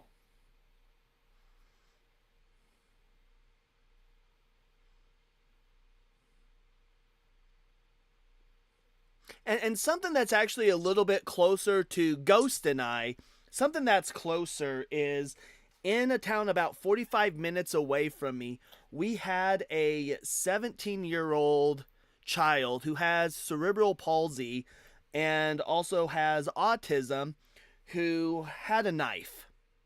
And do you know what I'm talking about, Ghost? Yes, I sure do. We were passing out flyers at the protest. Yep. And the police, when responding, now keep in mind there was a fence between the police and I'm just for family privacy name, I'm not saying the name of the family or the child, but there was a fence, and the parents, you can hear the mother when the police are coming up. The mother is saying, "Just talk to him, just talk to him," and you see him where he's on the ground. He stands up. All he has is a knife. And as soon as he stands up, he takes one step towards the police. There is a fence separating them, and they unload on him. He was shot 9+ times, and he passed away as a result of this. Why did God cause this child to have not only autism, but cerebral palsy, to where he had no understanding of what was happening with him? Why did your all-loving God cause this to happen to this child? As Ghost pointed out, why did this child get cancer? Why did the God create an earth in which volcanoes put up toxic fumes? The sun gives off UV rays that cause cancer. Earthquakes unalive hundreds of thousands of people every year. Hurricanes. All these natural disasters that have been happening ever since Earth's beginnings. Why did God create these to be the naturalistic world we live in? It's called nature's balance, all right? These things need to exist in nature. Why? Because otherwise it would be unbalanced. Why would it be unbalanced? Ask nature. What do you mean, why would it be unbalanced? Because then if they didn't have any of these conditions, then we wouldn't have the conditions that we're in that creates balance. It's like what's your yang. argument for that? Like yin and yang, basically, is what nature is. Yin and so yang. So you're saying that God could not have created a world in which the sun did not send UV rays? Because the dark and the light needs to be here. Oh, so God did need to create evil then, so he's not all good. It's not that he created evil. Okay, you don't understand that. It's not that he created evil. Evil exists because there is a balance. Who created the evil then? Evil exists because there is a balance. There needs to be a balance. Can anything exist out of God's creation? No, everything exists because of God's creation. Okay, then who created the evil? I'm saying evil exists because there needs to be a balance. You cannot have your cake and eat it too. It is part of the creation itself. Look at him dipping, dodging. So God created it, just like Isaiah says. God created the good and the evil. You can't say that God is not responsible for creating the evil. Evil is just being away from God. That's all it is. It's not. It's being away from God. Volcanoes, tornadoes are just being away from God. Those things aren't evil. Those things are nature. We're saying that the horrendous things that they cause is evil, more God evil. Being all-knowing, nature in itself is not evil. God being all-knowing knew what these things would cause. The evil is the unnecessary suffering. Evil would be detonating a nuclear bomb. That would be evil. Evil is not nature. No. Hold on. Did God give people the information to make the nuclear bombs? The information was always there. Okay, did God make that? It was always there. It's for us to access it. We access it. God made it, right?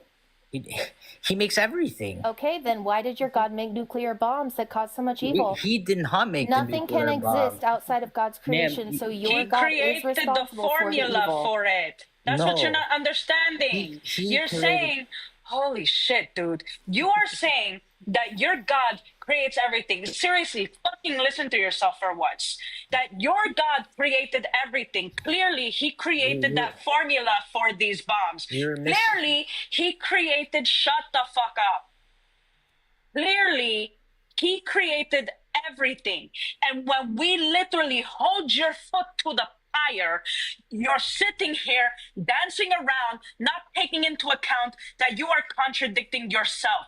Either he made the evil or he didn't. I am tired of your bullshit. I am not dancing around this anymore. Let me explain it to you, So, okay? so hold on. Casey, hold on. So Casey said it. I think Casey nailed it.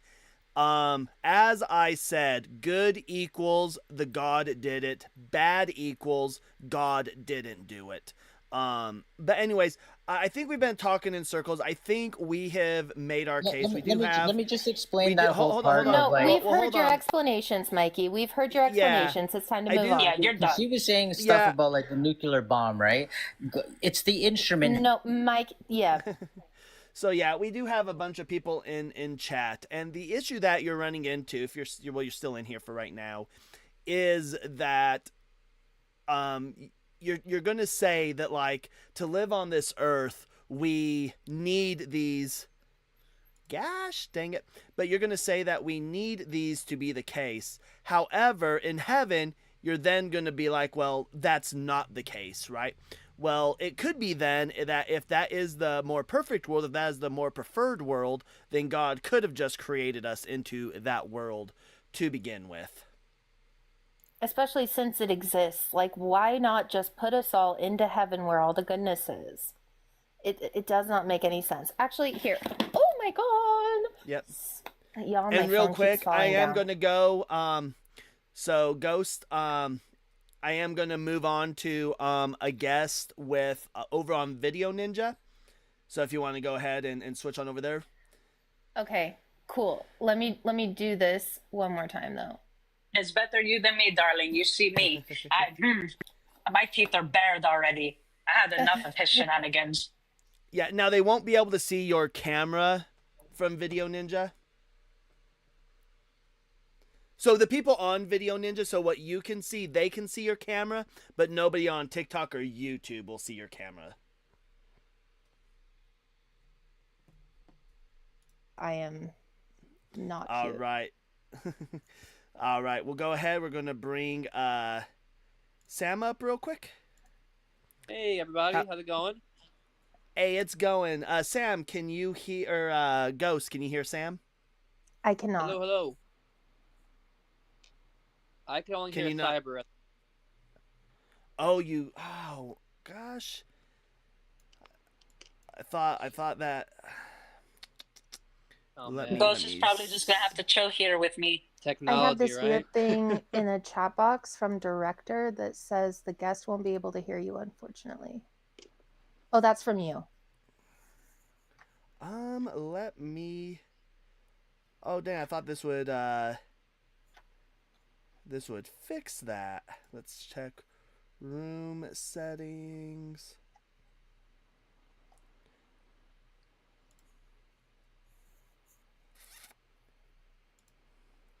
Okay, I think I can do it this way. We got see, we'll hit here. All right, now talk. Hello. Anyone hear me? Can you hear each other? I only hear you, Cyber.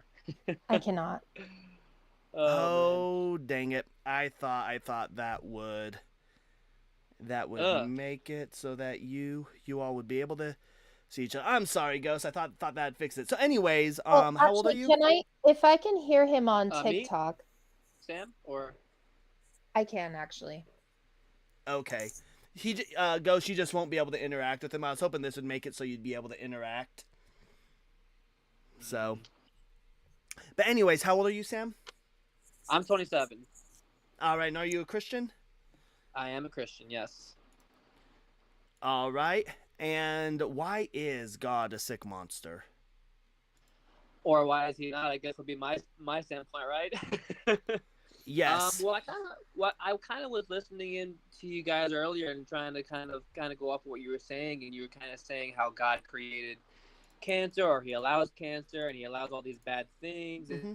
and I believe the other gentleman was talking about reincarnation, and I kind of just wanted to make really two brief statements. One Well, statement is that real quick with his God, he does not believe in the Christian God. He believes in a oh, he believes in a different deity that is like a mix of all the religious text. I see. I see. I thought he was representing Christianity. I was like, we don't No, believe in no. reincarnation. Well, I mean, one thing I wanted to just kind of ask is a very simple question. It's a very, almost sounds like a dumb question, but it could potentially spark, a larger conversation. And what that question would be is we're attributing and we're kind of giving credit to God for, these bad things. What's the problem with us saying that it's actually Satan's doing instead of it being God? If God is all good, and then Satan is the evil of this world that happens. Is Yeah, that so kind of like? do you believe that God is all knowing? I do believe He's all knowing. Yes. And do you believe God is all powerful? Yes.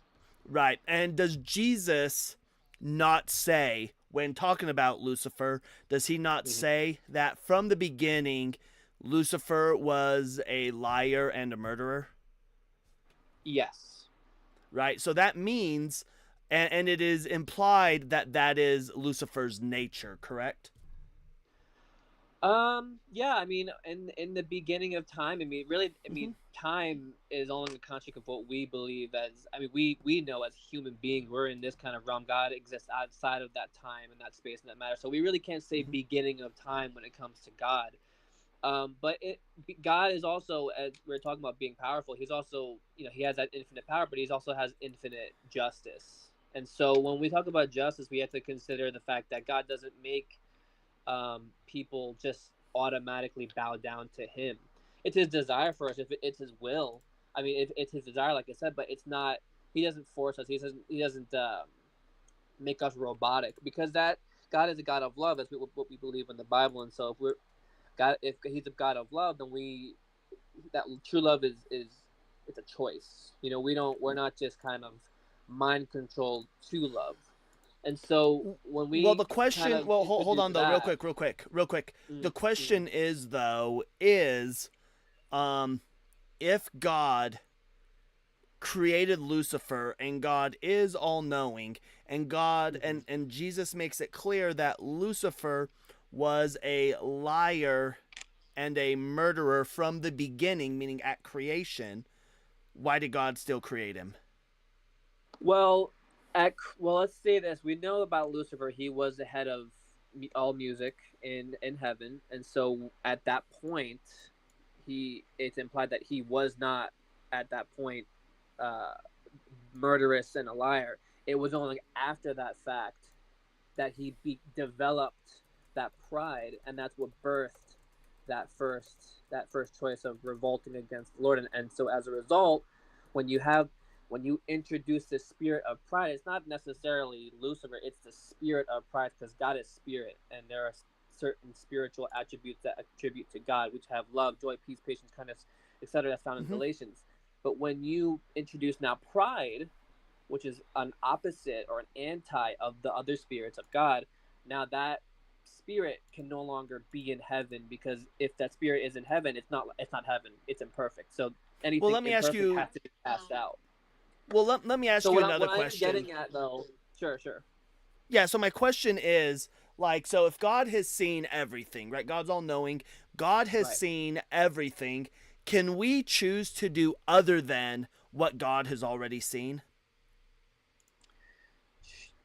What He's already seen. What do you mean by that? Yeah, so for example, let's say you and I are talking today, right? We're talking right now, which means that before either of us was created, God had already seen that on April 18th, 2025, at around 10:39 Mountain Standard Time, you and I would be on TikTok, on Video Ninja, talking to each other. Is there anything, with God having already seen this happening, is there anything that you and I could have done that we would not be here today, that we could do other than what God has seen? Well, the really short answer is no, we can't. However, I Yeah. will follow up with that and say Okay. that, again, kind of going back to what I had briefly mentioned before, when we think about God, we can't put him into our realm, as in we as human beings, you and I, we know that there's matter. We can feel the desk in front of us, a computer. We have space and we have time. And so those are the three, I guess, like you could say, dimensions of what we exist in. And so if God created those things, he's not bound to those things. And so when we ask that question, we're asking it in a limited perspective. God has Well, the much question more the question for that though is, could Lucifer, when God created Lucifer, could Lucifer have chosen to do other than what God had already seen him doing? I mean, it was Lucifer's choice, but God knew he was going to do it. But he still, because God could have seen, hey, you know what? I'm not going to create Lucifer because I know he should have. that. Yeah, exactly. He could do that, but then guess what? He would also have to do. He would have to do the same thing for me and you, because we're about to do something. Yeah. By him. Exactly. But Exactly. God, no, that's true. That's true, and I will not argue against that. Or, however, I will say this. Well, hold on real quick. Or we can see what he does throughout the Bible, where he actually does interfere, where he does cause people to do things, right? He hardened Pharaoh's heart, right? He literally hardens Pharaoh's heart, right? So this idea that God doesn't intervene just isn't true. God does intervene. No, he absolutely does intervene. He does intervene. I would never argue that he doesn't intervene. What I would say is God intervenes. God chooses when he intervenes, and he has the right to do so. But what I wanted to say, kind of going off of the other point, and I will get back to that as well, was that, what were we saying? So God has given us a chance, even like I was saying before. I'm not talking about us. I'm talking about Lucifer. Hold on, I'm not talking about us. Exactly. I'm not worried about us. I'm worried about Lucifer. No, Why did God create Lucifer knowing what Lucifer was going to do? Well, see, again, God knew exactly what he was going to do, but he still gave him that ability to exist, so that why didn't he prevent him? Why? Well, hold on. Why didn't he prevent Lucifer from going into the garden? He could have said, hey, only humans and these animals that I create to be partners for the humans, only they can be in the garden. Anybody else, you're not allowed in the garden. Well, again, it kind of we're touching on the idea of the free will within our realm of understanding as human beings. God knows everything. He knows what's going to happen, but he still gives us the free will to experience those things, and he gives us the opportunity to trust him in what he says. And so if Lucifer was not in the garden, Adam and Eve wouldn't have a choice but to follow God. And so now we have a dilemma of where Adam and Eve just served God because they didn't have anything else to do. Of course they're going to serve God, but now they have a choice to say yes to God or no to God. And so for the purpose of Lucifer being in, that's the reason why. But that's so what you're saying then is it needed to be part of God's plan in order for Lucifer to be in the garden so they could have real free choice. Free will. Yeah. Yeah. So God, then it was in God's plan for Lucifer to be in the garden. That was part of God's plan. Yes. So if that was part of God's plan, right, then why would an all good God set the conditions in which humans had to fail? Had to what? Had to fail. Had to fail. Yeah. Again, I mean, it gives us the opportunity to choose. It gives us the opportunity to have a right path to choose and a wrong path to choose. And now, just because we fail, that doesn't mean that we're out for the count. And God can use even evil, so to speak. Now, he doesn't he allows the evil, but he can use that to become someone's triumph. It's kind of like the idea of, and this is kind of like a cliche saying, but like you can't enjoy and appreciate the sunshine without the rain. I know it's really cliche and very simple to kind of say, and maybe even childish, but it is true. And so when we have there's these potential failures, there's also triumph. But again, the reason for that is but the question, choice. well, real quick though, the question that I have though is, so when I think of free will, right? When I think of free will is having the actual ability to choose otherwise, right? That's what free will means to me, is the ability to choose otherwise. And within that ability to actually choose otherwise is to be able to be informed, to have true to have true information, have the knowledge of it when you're making your decisions. But it seems like that Adam and Eve did not have that ability. Adam and Eve, because, you know, I'm reading over here, and something that always comes up in these talks, I'm seeing it over on YouTube, I see it in TikTok, where people say, nobody forced Eve to eat of the apple, she chose to do that. But the thing we need to remember is that Adam and Eve did not know what good and evil was. They had no idea that listening to God was good and that listening to the serpent was bad. They didn't know because they had not yet partaken of the fruit. So the question is then, why is God punishing them, and not only punishing them, but cursing all of humanity for something that they did not even know was bad? Right. Well, I mean, I'll also challenge that question with this next question. After Adam and Eve ate the apple, why did they immediate instinct was to go to shame? God hadn't even appeared. They hid from God. So then what? Yeah, because they knew it was bad. They knew it was bad. There you go. You just kind of answered the question. They knew it was bad already. So then they still did it anyway. So no, they didn't know it was bad. No, they didn't know it was bad. That's why when they were naked, they weren't covering themselves up, because they didn't know it was bad. It was only after they became like God, knowing the difference between good and evil, did they recognize that their nakedness wasn't good. So this shows that they did not know that it was bad to listen to the serpent. They had no idea that it was bad. Well, I mean, I think when you kind of take this story, also you have to understand that, you know, when God, if someone says something and you do the opposite, it's kind of you're in a sense you're going against, you're combating that said person. Even if you don't know the answer, let's say that you tell me not to touch a certain thing, you don't tell me why, you just tell me to do so, and I touch it, and that person comes back and maybe it's displaced. Well, now you kind of feel a little bit guilty about it. You don't know why he said not to touch it, but it's kind of just like that instinct of, oh man, I shouldn't have done that. I didn't have to do that. But I will agree with you that that was a good, you know, kind of response that was revealed to them afterwards. Well, the question that I would have though is, God lied to them about partaking of the fruit. Lucifer, or the serpent, he did. Yeah. What did he tell them would happen when they partook of the fruit? Well, what did he say or not say? Yeah. So in Genesis chapter 2, verse 15, the Lord God took the man and put him in the Garden of Eden. So this means that Adam and Eve were not created in the garden. They were created outside of the garden, and then God put them inside of the garden.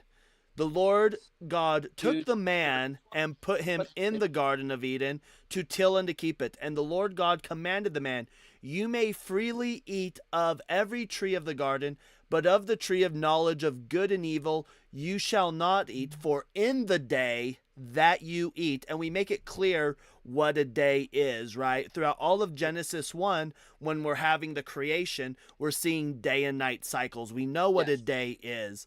So he says, for in the day that you eat of it, you shall die. And then we learn that when they ate of it, right? And so the serpent comes And let me get to chapter 3. So the serpent comes and is talking to Eve, and Eve kind of changes it up. So we don't even know what Adam told Eve, but now the serpent was more crafty than any other wild animal that the Lord God had made. He said to the woman, "Did God say, 'You shall not eat from any tree in the garden?' The woman said to the serpent, 'We may eat of the fruits of the trees in the garden, but God said, You shall not eat of the fruit of the tree that is in the middle of the garden, nor shall you touch it,'" which touching it wasn't mentioned by God. It was only eating it. Right. "Or you shall die." But the serpent said to the woman, "You will not die, for God knows that when you eat of it, your eyes will be opened, and you will be like God, knowing good and evil." So here we have where God says, in the day that you eat, you will die. Lucifer, or the serpent, says you won't die. You will just know good from evil, making you like God. And then we have them where they eat of it. And wouldn't you know that God confirms exactly what Lucifer said? God lets us know. God tells us that Lucifer, or the serpent, told the truth. He says, "Then the Lord God said, 'See, the humans have become like one of us, knowing good and evil,'" right? Which he didn't tell that to Adam. He never mentioned that to Adam at all. So Lucifer told the truth. And now they might reach out their hands and take also from the tree of life and eat and live forever. So they get kicked out of the garden, not because they know good from evil. That's not why God wants them removed. God wants them removed from the garden because he does not want them eating from the tree of life, because then they will live forever. So it has nothing to do with them knowing good and evil. That's not why they're being punished. God doesn't want them eating of that tree of life. That's why they're removed, because they get access to the tree of life now. Now they will know that eating of the tree of life is good.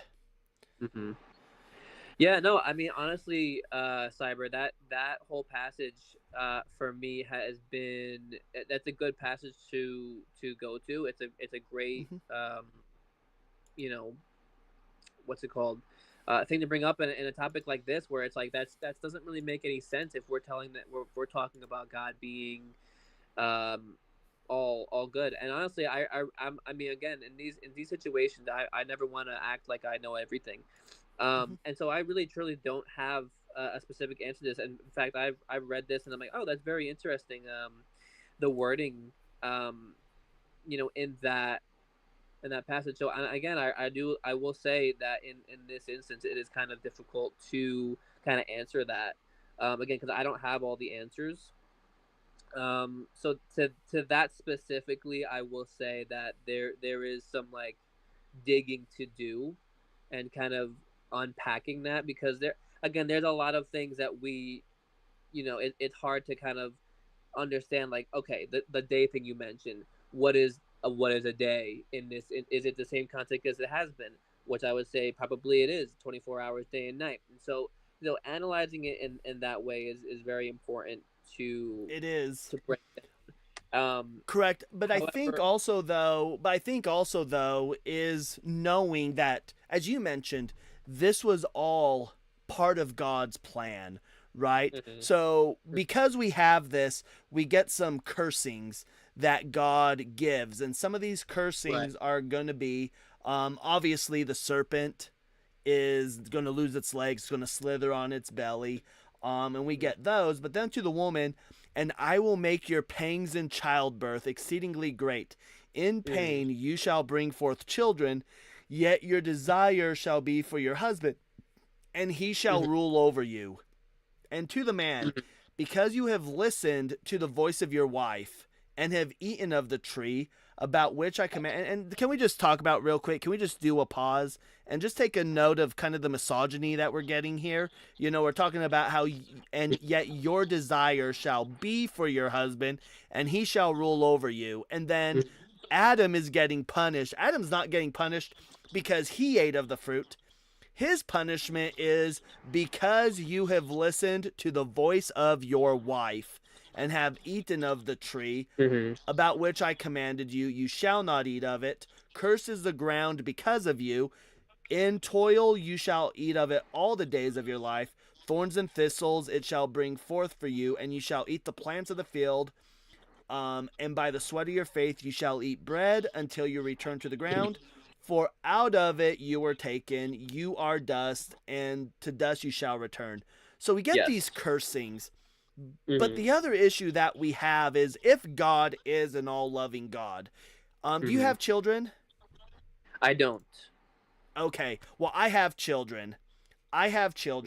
And there is absolutely nothing that my children can do. And just real quick, you might be able to hear them, but I'm gonna let Ghost and Hanji answer this as well, because I want to make sure that they're being heard. So you may not be able to hear them, but I hope I can Ghost, Ghost and Hanji, I want both of you to answer this, and maybe you agree with me. There is absolutely nothing that my children can do in which I would want them to be in eternal or perpetual punishment, right? Anything that my children can do, I might be upset with them for a little bit, but there is definitely forgiveness for them, and they're not ever going to have to worry about having some perpetual or eternal punishment. So real quick, Ghost and Hanji? Yeah, absolutely not. Absolutely not. I will literally unalive for my child. So the question is, why did God punish us with immediate hell? Lake of fire, automatic lake of fire.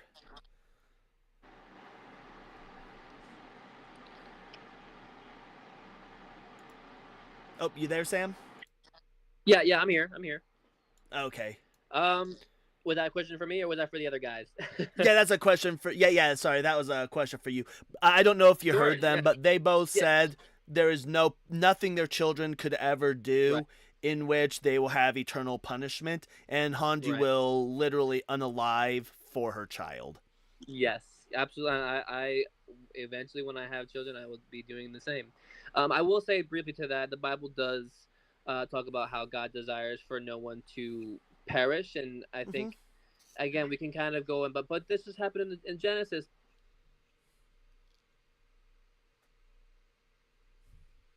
Are you there?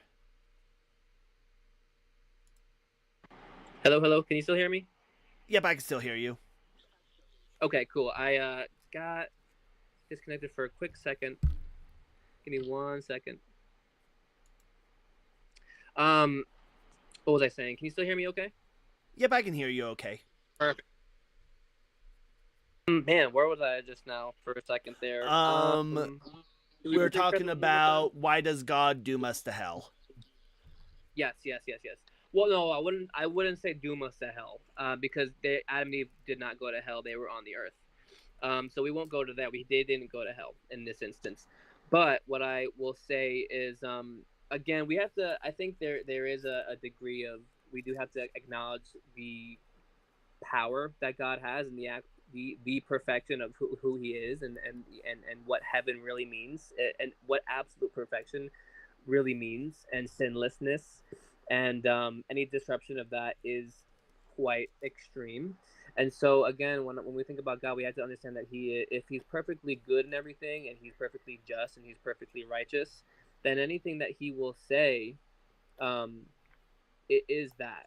And so we have to understand that there may be things that in our own human understanding, like, oh, that's not fair, but we have, as humans, we don't have the mind of God. We aren't in every area at once. We're not omnipresent, or our being isn't everywhere. We're only in this finite position, and finite point of view. And so when we think about that, we don't know the depths of heaven. We don't know the depths of God's power. We don't know the depths of God's mind. So when we read this and we're confused, that we there are instances where we have to understand that if we know that God is this, and He's saying this, if his words can't contradict what he says, and I'm seeing a little bit of disconnect, that's kind of the one of those instances where we have to understand, okay, then I can't really, I'm not the one to question God if he's the one who created me in a way. Now, there are instances where we can kind of question and infer and research and dive in and see what he does. And there are plenty of stories throughout the entire Bible, beginning to end,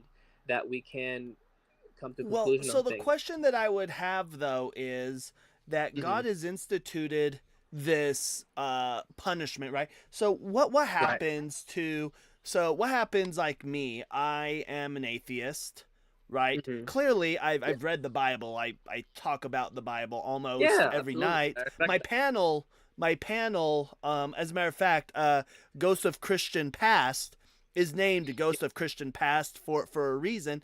She used to be a Christian. Hanji's never been a Christian, but Hanji supports enough Christian lives where she's had a chance, she's heard enough scripture where, she should have been able, to have come to Jesus. So what happens to those of us who know of Jesus but choose not to come to him? What happens to us? Well, I mean, if we're talking about Jesus and what he has said and in his word, now we're going to New Testament.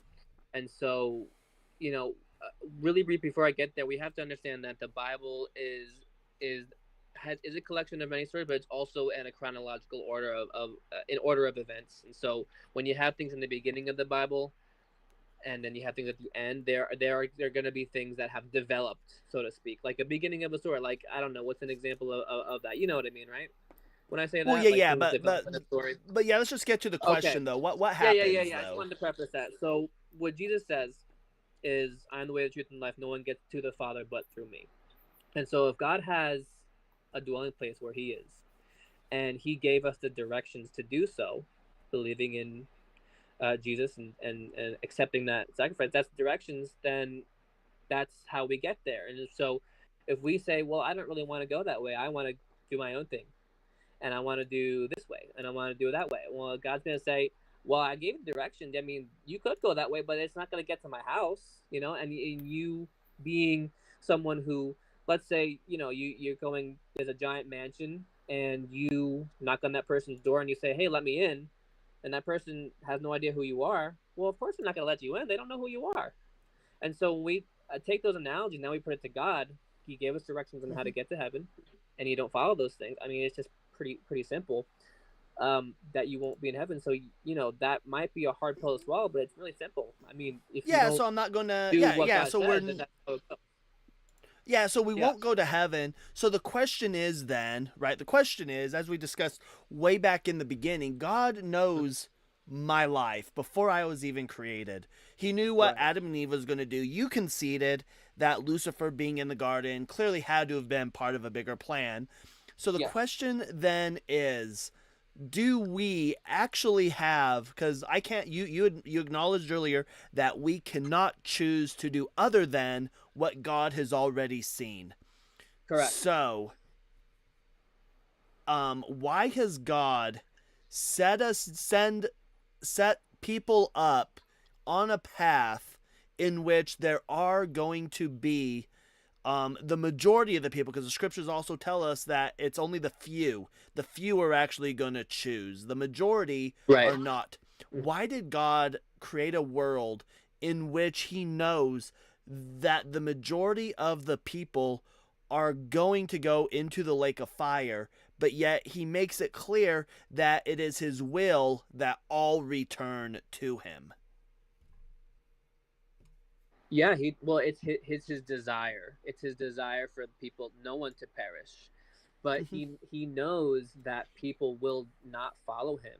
He knows that people will not accept his way of life life to eternal life. Really, the people that won't accept it, there's a lot of sacrifice, because according to the Bible, true love is ultimate sacrifice of oneself, sacrifice of things that are on this earth in place of the Lord. And so, well, yeah, but the God issue added his is sacrificial love.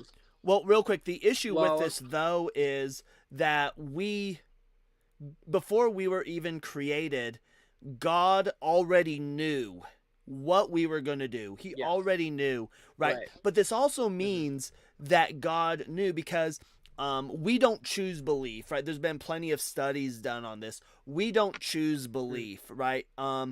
You're provided evidence, and you're either going to believe it or not. It's nothing we control. We don't Right. choose belief, which means that God knows, because God is all-knowing. God knows exactly what it takes for each and every one of us to know who he is, to be able to then desire to have a relationship with him. Now, does this desire to have a relationship with him, does that make us like perfect? No, of course not. But he knows exactly what it takes. Yet for the majority of the world, he doesn't employ that. He doesn't let us know that he exists. In fact, I've read the Bible, and the reason why, so I grew up practicing Orthodox Judaism, and the reason why I turned against Hashem and became atheist is literally because of the Bible. I read the Tanakh, and this God is a monster, and that's what turned me. And there's no way that, and then as I started doing some other studyings, realizing that Moses didn't exist, and some other things, came to realize that I'm going to bring up my Hebrew scriptures, that these are a book of lies. It's a book of lies. And so God knew that there are going to be millions, hundreds of billions of people like me who are going to read this book and draw the exact same conclusion that I have. But yet he still created us knowing that we couldn't choose otherwise.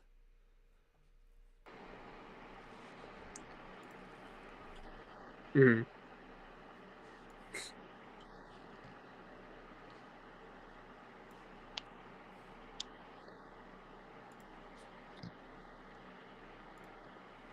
Hello, can you hear me still? Yeah, I can hear you still. Okay, great. Yeah, I think I got the last bit of it cut out. Was there a question that you had asked?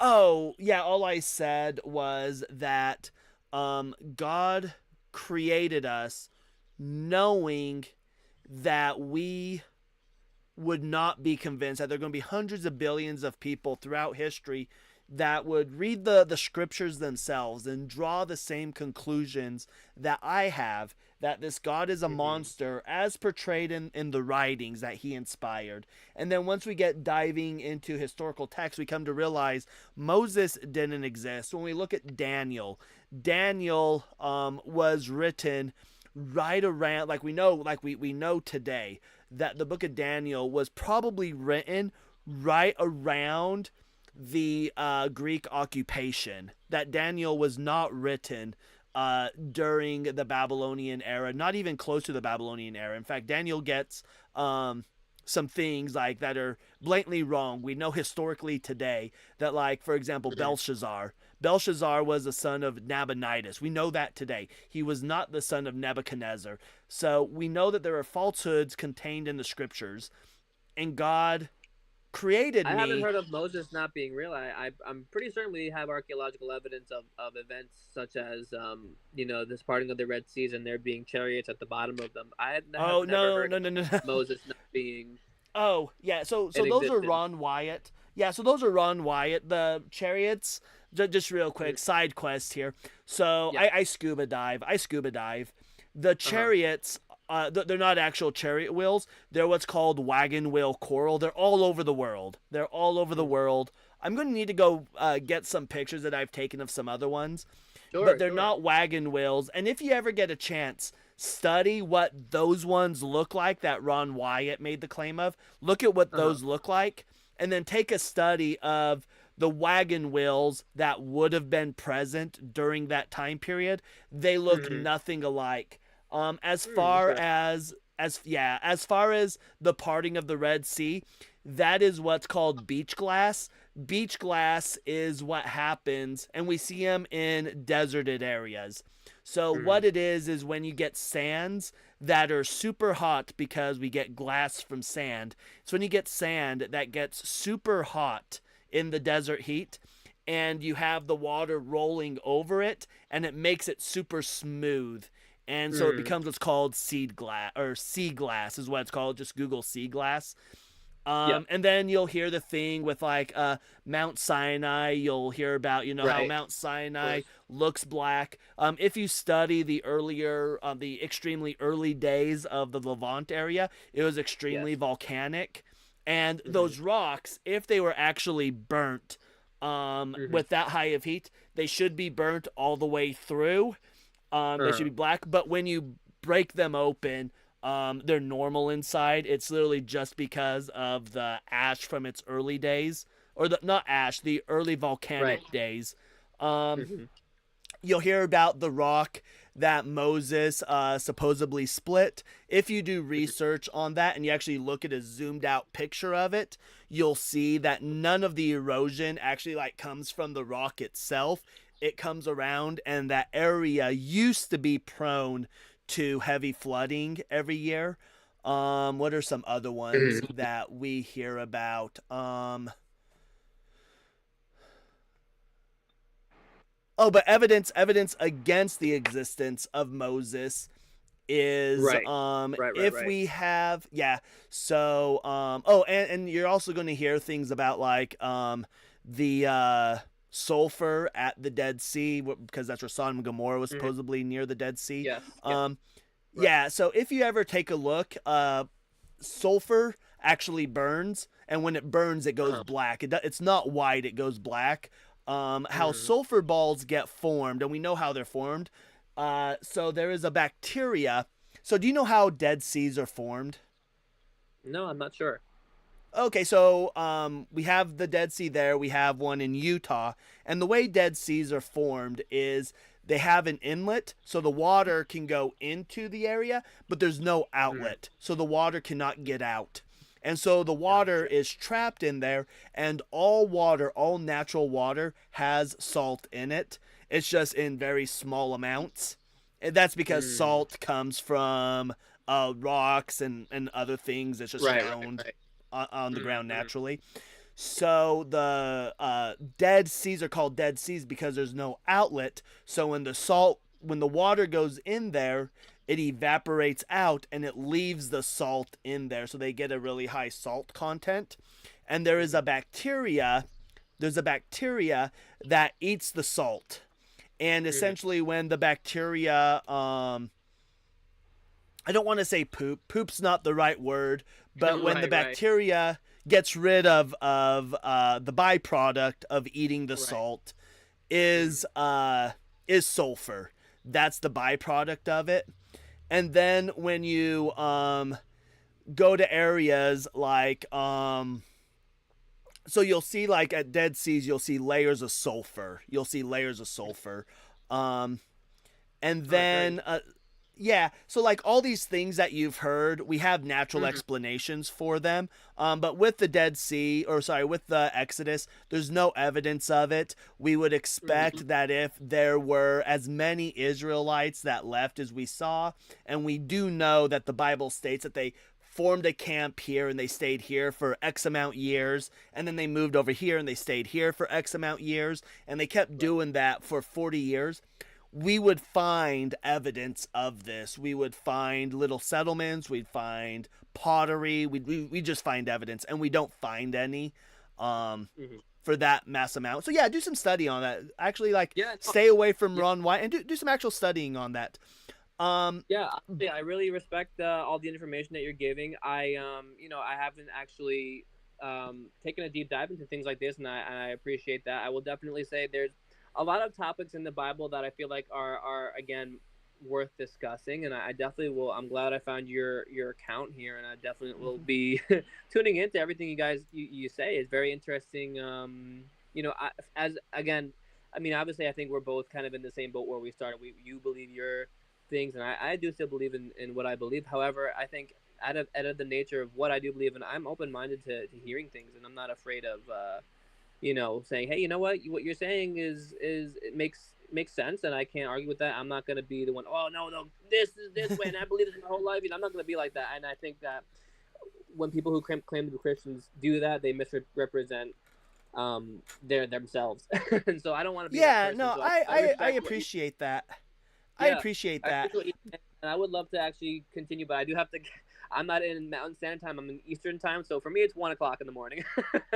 No, not a So I do problem. Well, have to go. yeah, I appreciate the conversation. Go Yeah, ahead man, and absolutely. give me a follow. And Ghost, what is Yeah. your YouTube handle?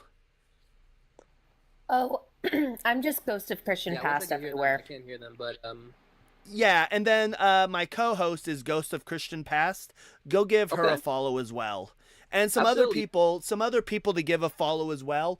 I have a really good friend. It's Deconstruction Zone. His name's Mhm. Justin. Give Deconstruction Zone a follow. Sure, Give sure. I am Crystal J, Jae. Give Crystal a follow on YouTube. Hmm. Give Joyful Apostate. All right, yeah, no, absolutely, and I'd love to hear more what you guys say, and just I think for me again, like before I leave, I like to study many things. I like to look into the Quran. I like to look into atheism, of course, and Judaism, and so I'm very open minded as someone who believes in Jesus and what he says, and so again, there are many other things that in the Bible to talk about, and I think that is something that I would in the future would love to hopefully have a chance to discuss more. Yeah, and are you on TikTok at all? I'm not on TikTok. I actually just deleted the app. I had too much of a distraction Okay. for me. Yeah, Yeah. and oh yeah, and sorry, somebody pointed it out. I do have a friend named Jaron. He actually, I'm also a mythicist. We won't go into that here, but he wrote a book called Christ Before Jesus. Right. Give this book a follow. It's like Sure, $3 sure. as an ebook.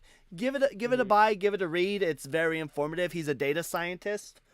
Sure. Yeah. No, Um, I'm definitely not anti-science. I think that again, as a Christian, I think it's our duty as someone who believes in Jesus to study science. And I'm not a person who is just about this is what it says and that's it. Like no, like let's see how both of these things can work in congruency with each other. And so again, yeah. Yeah, I really appreciate you having me on. Respect what you're saying. You're very knowledgeable and a smart guy, and I'm glad that you're not just oh, Sky Daddy bad, how many people say that. So I really appreciate that. And, I would definitely love to tune in again in the future. all right, thanks for coming up. Hey, let's go ahead and I, give Sam.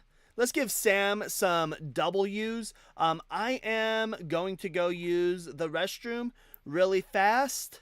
Ghost, do you want to do a little promotion real Yeah, quick? yeah, I'll try. That was actually a great breath of fresh air. W. Sam. It's always nice when we have a pleasant Christian. Hey, y'all, if you wouldn't mind just tapping that screen for us, if we could get Cyber up to, let's see, how many likes could we get him up to? Maybe like 28, 30 by the time he gets back. That would be so cool. Just if we like super spam the like button.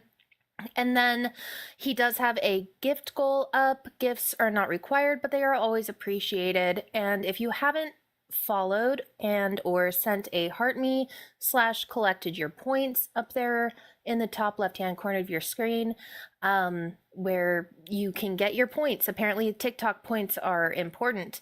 So do all of those things, tap away. And how are we feeling? If you wouldn't mind just dropping some emojis in the chat on how you're feeling right now. If we need to do a shoulder roll, how triggered are we? Are we feeling good? We're feeling good. Y'all, we did not get high enough. He's already back. He's way faster than me. Hi, Wait, Cyber. did I hear if we get to 30K, Ghost is gonna turn on the camera and do a shoulder roll? Oh, I mean, I would do that anyway. I am all about like, hey, if we need a time to just stretch it out, y'all. All right. And also, if you are enjoying the debates, give me a follow. If you're on YouTube, give me a subscription. I would greatly appreciate it. We're gonna go ahead. Oh, he dropped. I was about to. We had Craig was yip yapping. I was gonna bring Oh, Craig Craig up. was gonna come up. Craig Dang, was that would have been so yip-yapping, good. but they dropped down. So we're gonna bring up Cogito.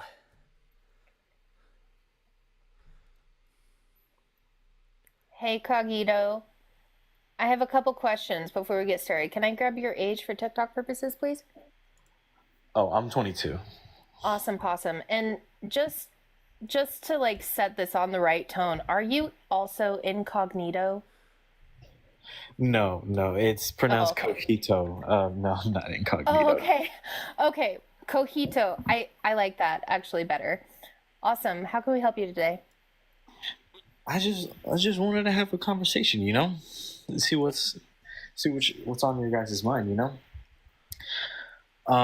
Just to, set that out there. I am Christian. I do believe in God and all that snazzy jazzy stuff.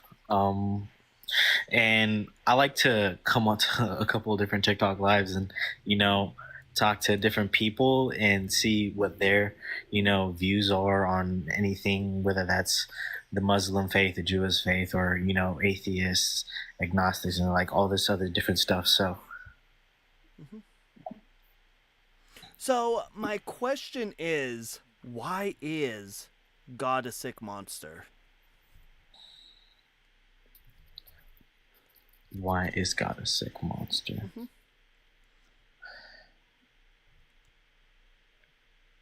Let me ask you something real quick. What is it, like, just to clarify, what is it that makes you feel like God is a sick monster?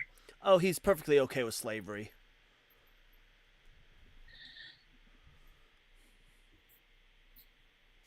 Okay, I know it says that somewhere in the Bible. Can you refresh my memory on where exactly that is? It says it lots of places, though. Mm-hmm. It does. Yeah. So where we will go, and I'll bring it up on screen, and because I like to make sure that we were able to see these on screen. So where we're gonna go first is going to be in Exodus 21, and so Exodus 21 says, when you buy, and we get a qualifier here, a male Hebrew slave, he shall serve 6 years, but in the 7th he shall go out a free person without debt.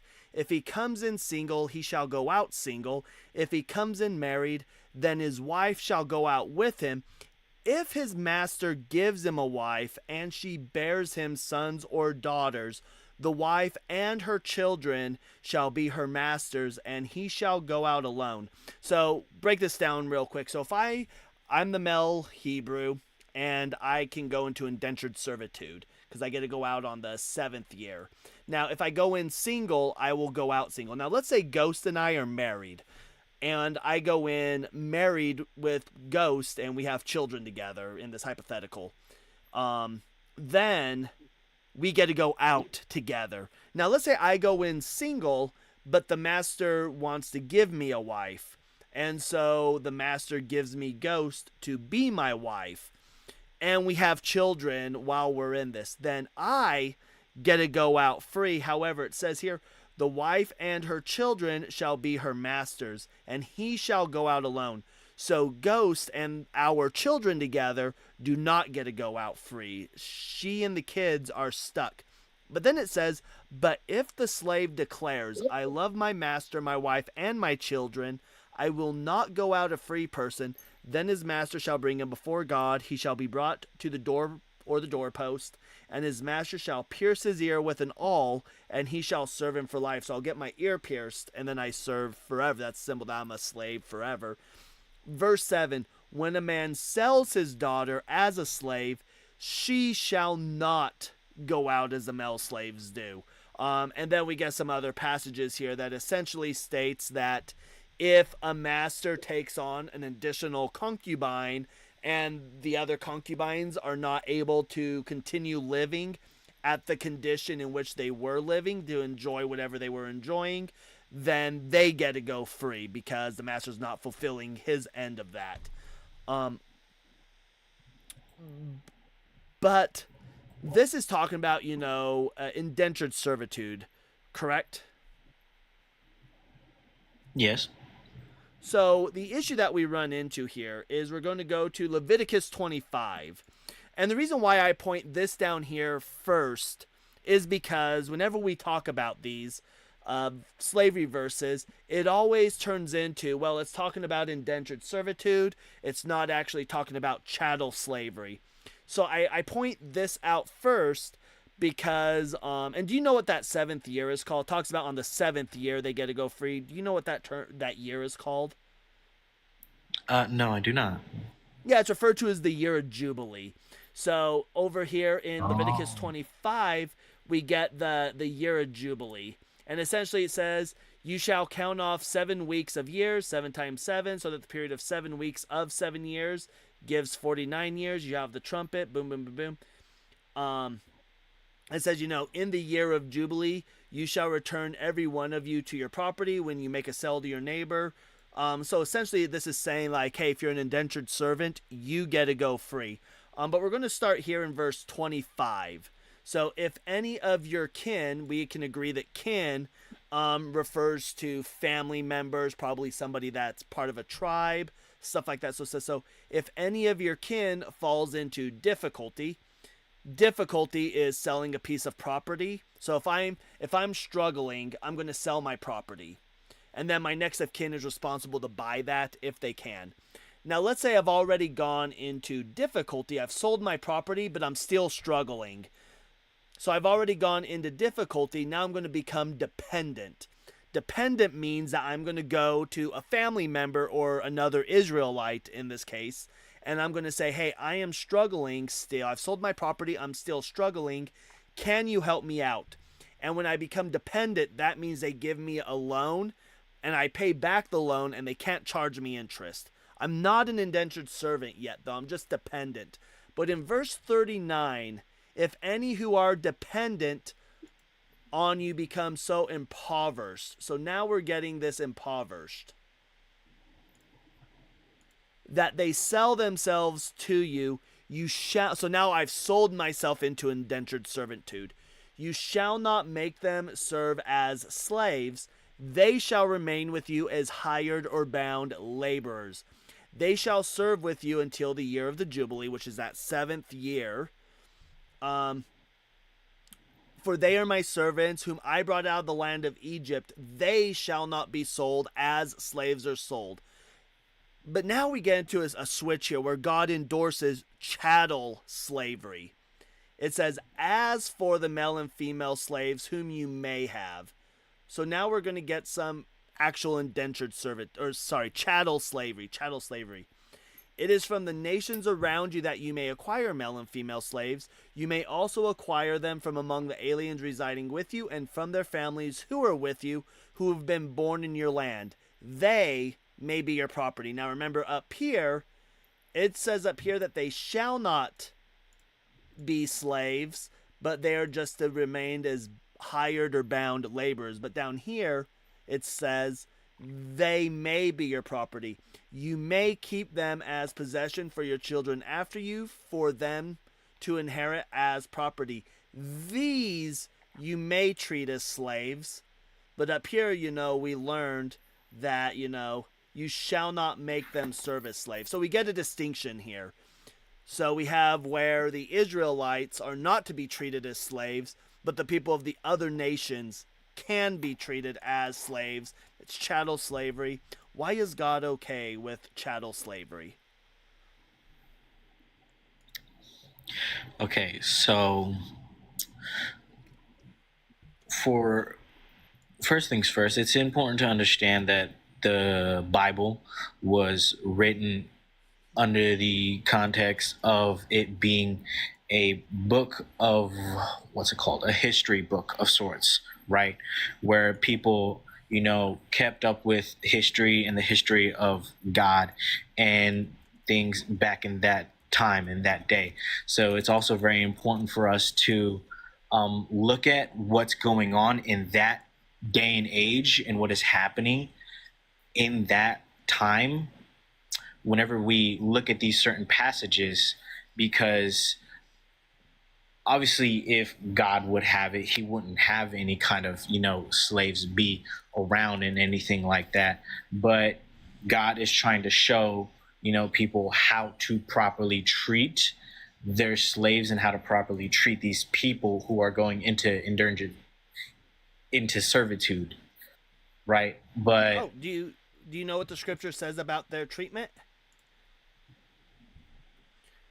When a slave owner, so this is in Exodus 21, when a slave owner strikes a male or female slave with a rod and the slave dies immediately, the owner shall be punished. And earlier in Exodus 21, we learned that that punishment is unalivement. But here's the issue. But if the slave survives a day or two, there is no punishment, for the slave is the owner's property. So they can beat the absolute sonic rings out of their slave, and as long as they survive 24 to 48 hours, there's no punishment. It's cool. God is okay with it.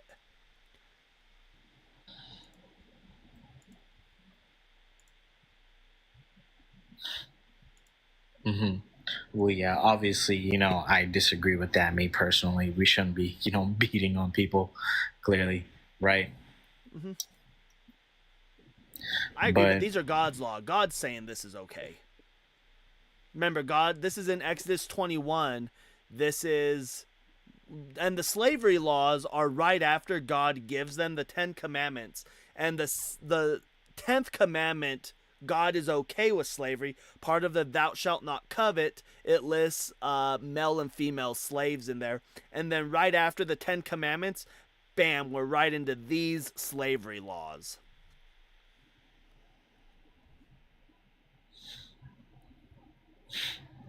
mm-hmm. So yeah, I'm just Yeah, I've, curious I've why always God's never okay with liked it. that. Uh-huh. No, yeah, for sure. There's obviously, things here and there in the Bible that I absolutely do not agree with, with like some passages like that and whatnot, right? But, But why is God okay with it, though? That's the question. Why is God okay with slavery? I wouldn't necessarily say that he's okay with slavery, He but says you can beat the slavery is absolute just, matzah out of them. well, I wouldn't say he's okay with slavery. Well, I mean, we can't think for God. I mean, clearly, it is clearly written in the Bible what that is, saying. But, for us to try to understand what God is thinking and anything like that is clearly out of our, level of fathoming. Can I ask you a question? Yeah, absolutely. Do you think that God knew that people were going to be reading the Bible? Yeah. Okay. Do you think that he also knew, like, there were going to be lots of different translations and people were going to get their hands in it? Yeah. Is he strong enough to maintain the validity of his scripture, of his word, through all of that human intertwinement, if you will? Yeah. So I think that we can trust that God said what he meant. And because I agree with you, honestly, I think that if God is who he says he is in the Bible, then he is powerful enough to make sure that the words that he had these people write down said exactly what he wanted them to say. Would you agree or disagree? Well, God gives us free will for a reason. God has done, has trusted the people that he trusted with the Bible in order to preserve its knowledge. But obviously, some people are going to twist the Bible or obviously have a different effect on it, which is why I read the Bible, but I'm always, skeptical and, doing my own research on the Bible in and of itself, because, as it's written by man. It's written by Sure. people. And people Well, can. it's inspired by God, though, right? These people were writing down what God wanted them to write down. I would say yes. Okay, then I truly, like, I think that we can trust that the Bible says what it means.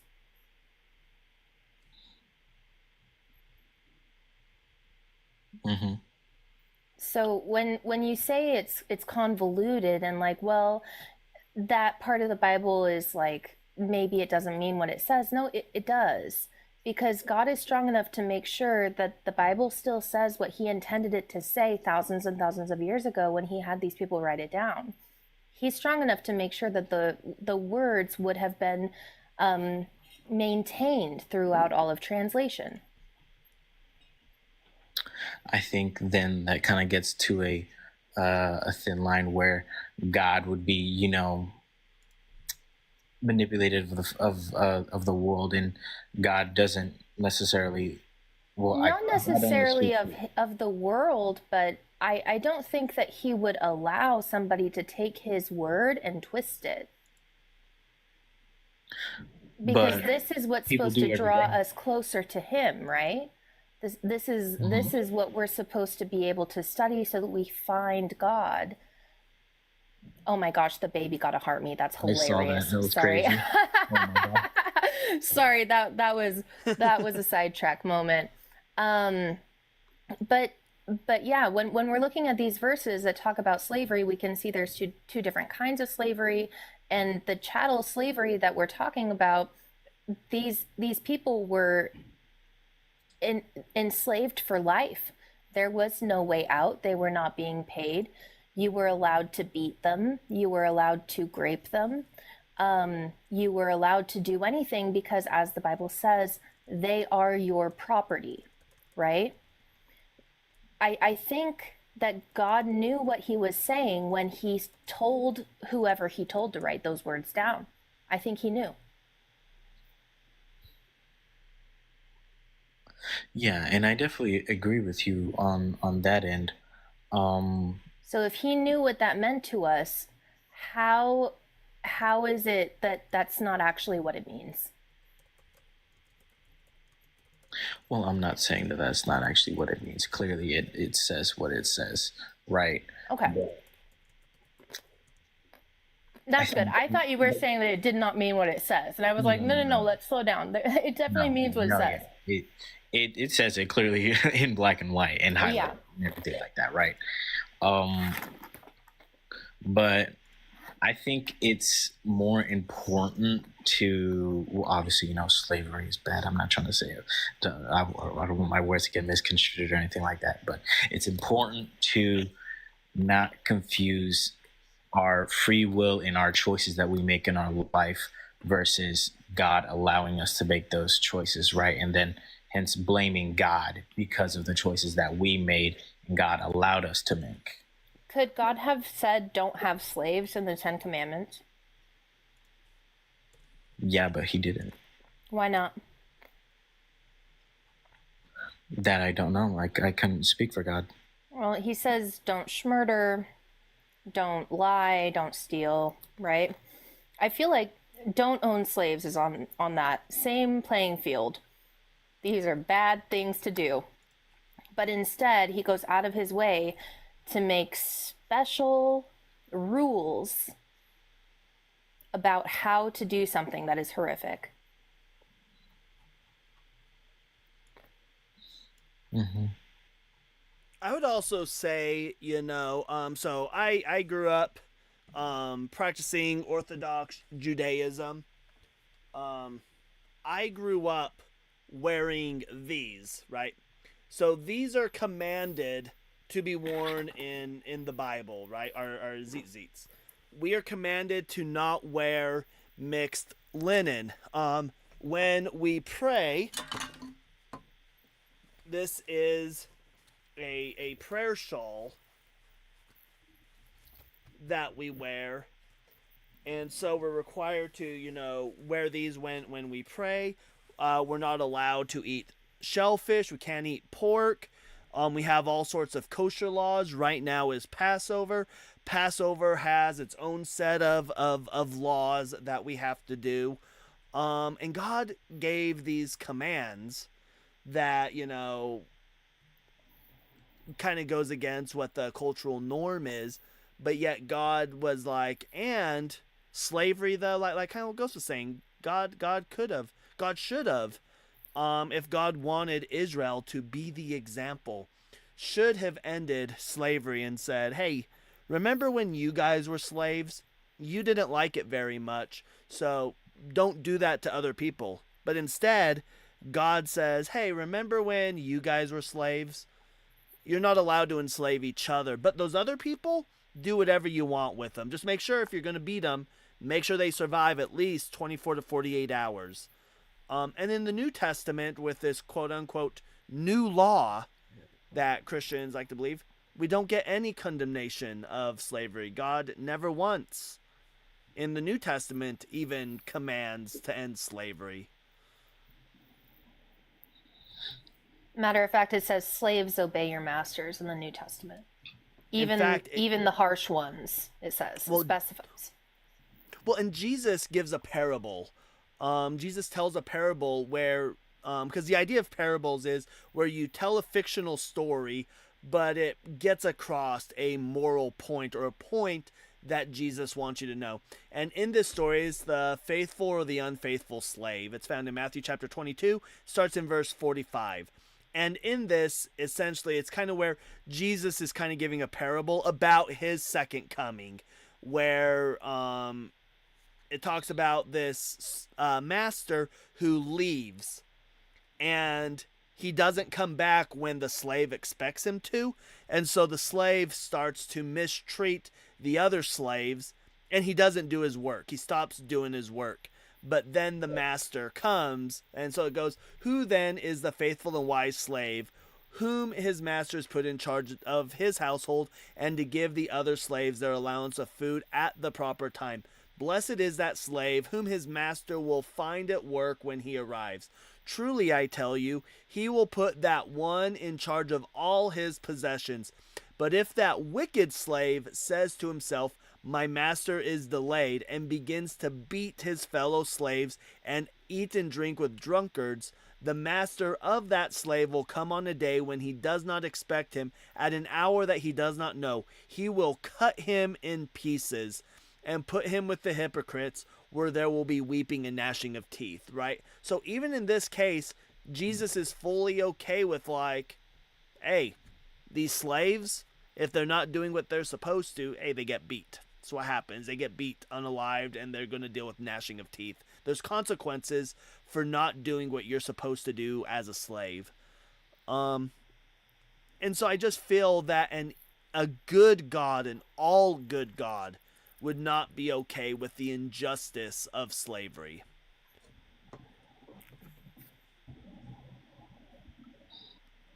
I definitely agree. Obviously, and slavery is surprisingly still a huge issue that we struggle with to this day in 2025, right? But it's never streamed on the media because everybody's just focused on the wrong things, and obviously I don't like that, right?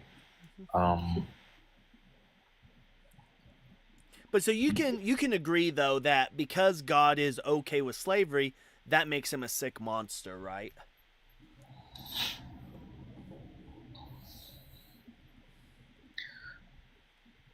I think that is bad. Me personally, yeah, I think that is bad for sure. Sure. Obviously, slavery is bad. Anybody who tries to force anybody else to do something against their will is never a good thing. And somebody who would, an all-knowing, all-loving deity cannot possibly be all-loving and perfectly good if they allow and they command slavery, correct? Well, me personally, I don't think God is all good. Oh. Okay. Based? Why do you? Yeah, it's based.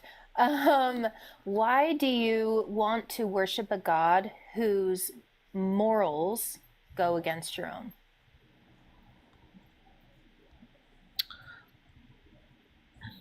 That's a very good question. I like that. There's just so much that I do not know, right? And so, like I've been saying, I cannot speak for God in the day that I do die and that I end up wherever I end up, whether that's, just dirt in the sand or, ending up at the fucking gates of heaven and, God's casting his judgment down upon me. I will then have the answers that I've been seeking for in my flesh. And so up until that point, I'm going to explore all outlets. I'm going to explore all different arguments that anybody has to offer, right? And I'll obviously do my own research and just because the world has so much knowledge and I only have so much time, right? Oh, And for sure, for sure. Well, here's something that I would. So here's what led me down the path to atheism. Like I said, I used to practice Orthodox Judaism, which is, you know, like the super observant sect of Judaism, and sometimes the observance can go to a little bit of the extreme. I would say. I mean, like for example, on Shabbat, on Shabbos, we have what's called like the spirit of Shabbos, which means like you don't do things because it's not in the spirit of Sabbath. You don't even use electricity. For example, I once upon a time at my grandparents' house, they had an alarm that they had set to go off every day, and they had forgot to turn it off so that it would not go off on Sabbath. And Sabbath is it's Saturday. It starts Friday night, runs through Saturday evening. That alarm was going off all day. You can put a towel over the top of it. You can't like actively put a towel on it. You have to like cheat the system and like accidentally put a towel over the top of it to muffle it. But you can't turn it off. It's against Torah to turn it off. So you're stuck listening to this alarm go off all day. But I was doing my Torah study, and it was these verses. It was the slavery verses that gave me an issue. I had issue because of the slavery. And then I started deep diving, and then I found out that, like for example, did you know that when David sleeps with Bathsheba, gets her pregnant, tries to convince her husband Uriah, he brings him off the battlefield, tries to say, hey, I need you to go sleep with your wife. And Uriah doesn't, because they're at war. He's like, no, we're at war right now. I'm not going to go sleep with Bathsheba when my brothers are on the battlefield right now. So David gets this bright idea and says, oh, well, I'm going to have him unalived. I'm going to have him killed on the battlefield. So he sends him to the front lines, and he's killed. Do you know what David's punishment for this is? Mm-mm. Oh, I'm actually kind of surprised. A lot of people, generally people know this. But if you don't, it's not that big of a deal. So I'll get the scripture brought up. Ghost, do you know what the punishment is? I was typing. I'm so sorry. I was typing and talking at the same time, and so I wasn't listening. What was the question? Oh, so when David gets Bathsheba pregnant and ends up sending Uriah the Hittite, her husband, to the front lines where he is killed, and that was the reason why he was sent there, is David knew he would be killed. What is David's punishment? Oh, that she would be unalived. Oh, no, And no, the no, baby, not actually. her. The baby. Yeah, the baby. And before that, we'll get this brought up real here. So there's actually a punishment before that. So we'll read here, and it says, he talks about, you have despised the word of the Lord to do what is evil in his sight. You have struck down Uriah the Hittite with the sword, and have taken his wife to be your wife, and have killed him with the sword of the Ammonites. Now, therefore, the Lord shall never depart from your house, for you have despised me, and have taken the wife of Uriah the Hittite to be your wife. Thus says the Lord, I will raise up trouble against you from within your own house, and I will take your wives before your eyes, and give them to your neighbor, and he shall lie with your wives in broad daylight. For you did it secretly, but I will do this thing before all of Israel and in broad daylight. David said to Nathan, I have sinned against the Lord.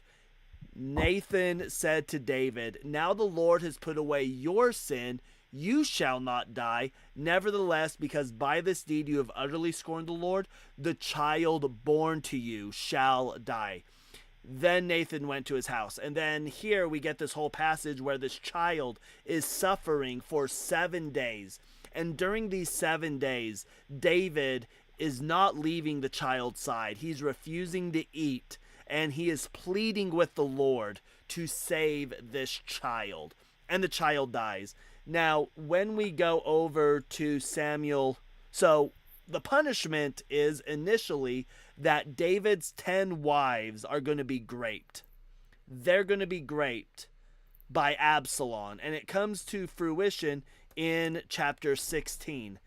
In chapter 16, we have David is now on the run. Absalom is trying to take over the throne. And while Absalom is trying to take over the throne, we have where Ahithophel, if David should have got rid of Ahithophel quite a ways ago. Ahithophel does David dirty. Ahithophel was David's most trusted advisor. But it says, then Absalom. Now keep in mind, Absalom is David's child. These women have raised Absalom. They've raised him. Then Absalom said to Ahithophel, give us your counsel. What shall we do? Ahithophel said to Absalom, go into your father's concubines, the one he has left to look after the house, and all of Israel will hear that you have made yourself odious to your father, and the hands of all who are with you will be strengthened. So they pitched a tent for Absalom upon the roof, and Absalom went into his father's concubines in the sight of all of Israel. And then we find out that this counsel was given by an oracle of God. This is somebody that was esteemed by both David and Absalom. So this came from God. So God caused David's wives to be raped by their son.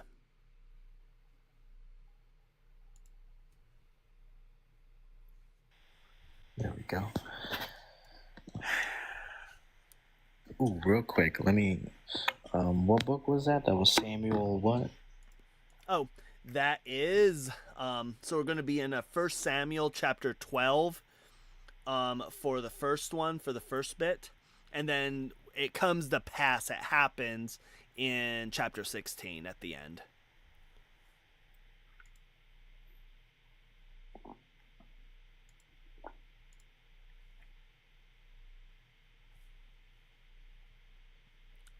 So God states that, hey, your wives are, I'm going to cause them to be raped by your son. And then, not only is that enough, because David kind of protests, says, whoa, I sinned, punish me. And that's something we see with David. David makes a lot of horrible decisions, and it causes other people but him to be punished. Like he takes the census. He takes a census that God commanded him to take, but he doesn't do it the way God thinks he should have done it. And so God causes 70,000 Israelites to be unalived as a result. And only when David goes, whoa, I'm the bad guy, I'm the one who sinned, that's when God goes, oh yeah, you right, but we're not punishing you, we're punishing the Israelites. Or so we see this thing with David. David knows he's a horrible guy, knows that he makes a lot of mistakes that causes other people to be punished. And that's not enough. Whenever David brings it up, God goes, yeah, we know. And because you mentioned it, we're going to punish somebody else. And in this case, it was his child.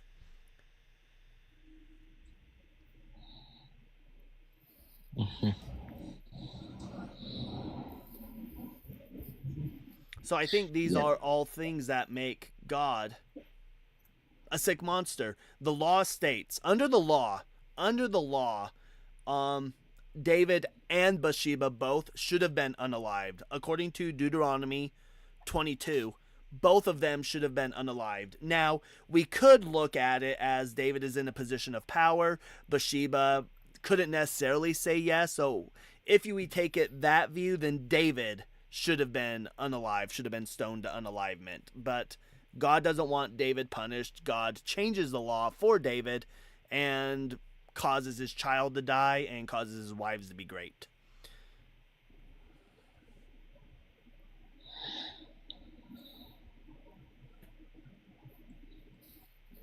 Yeah, no, that's.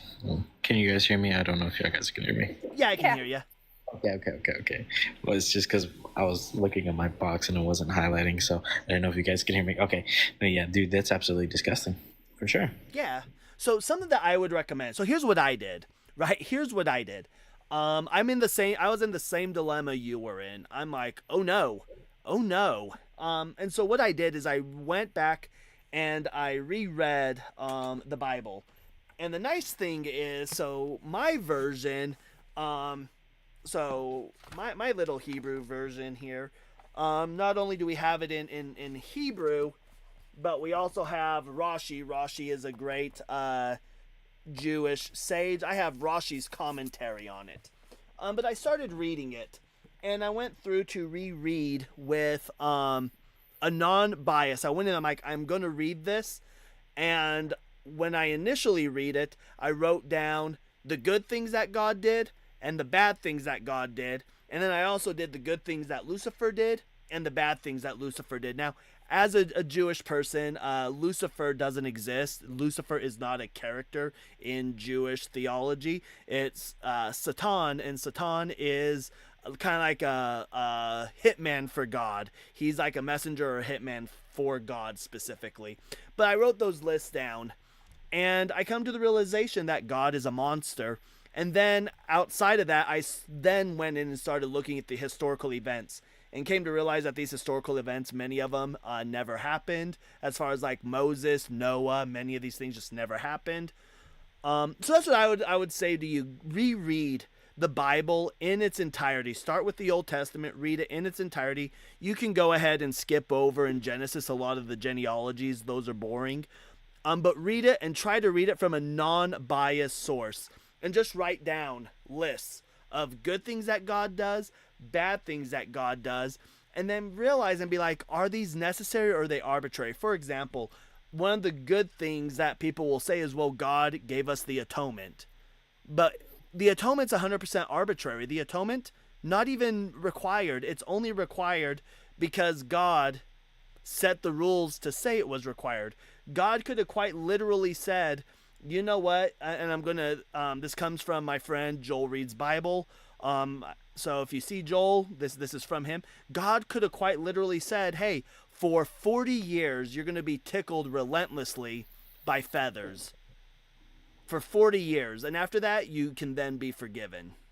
But God, for some reason, said, no, being God, I'm going to send myself down. I'm going to sacrifice myself to save you guys from myself, from the laws that I arbitrarily made, so that you guys can come into heaven to live with me.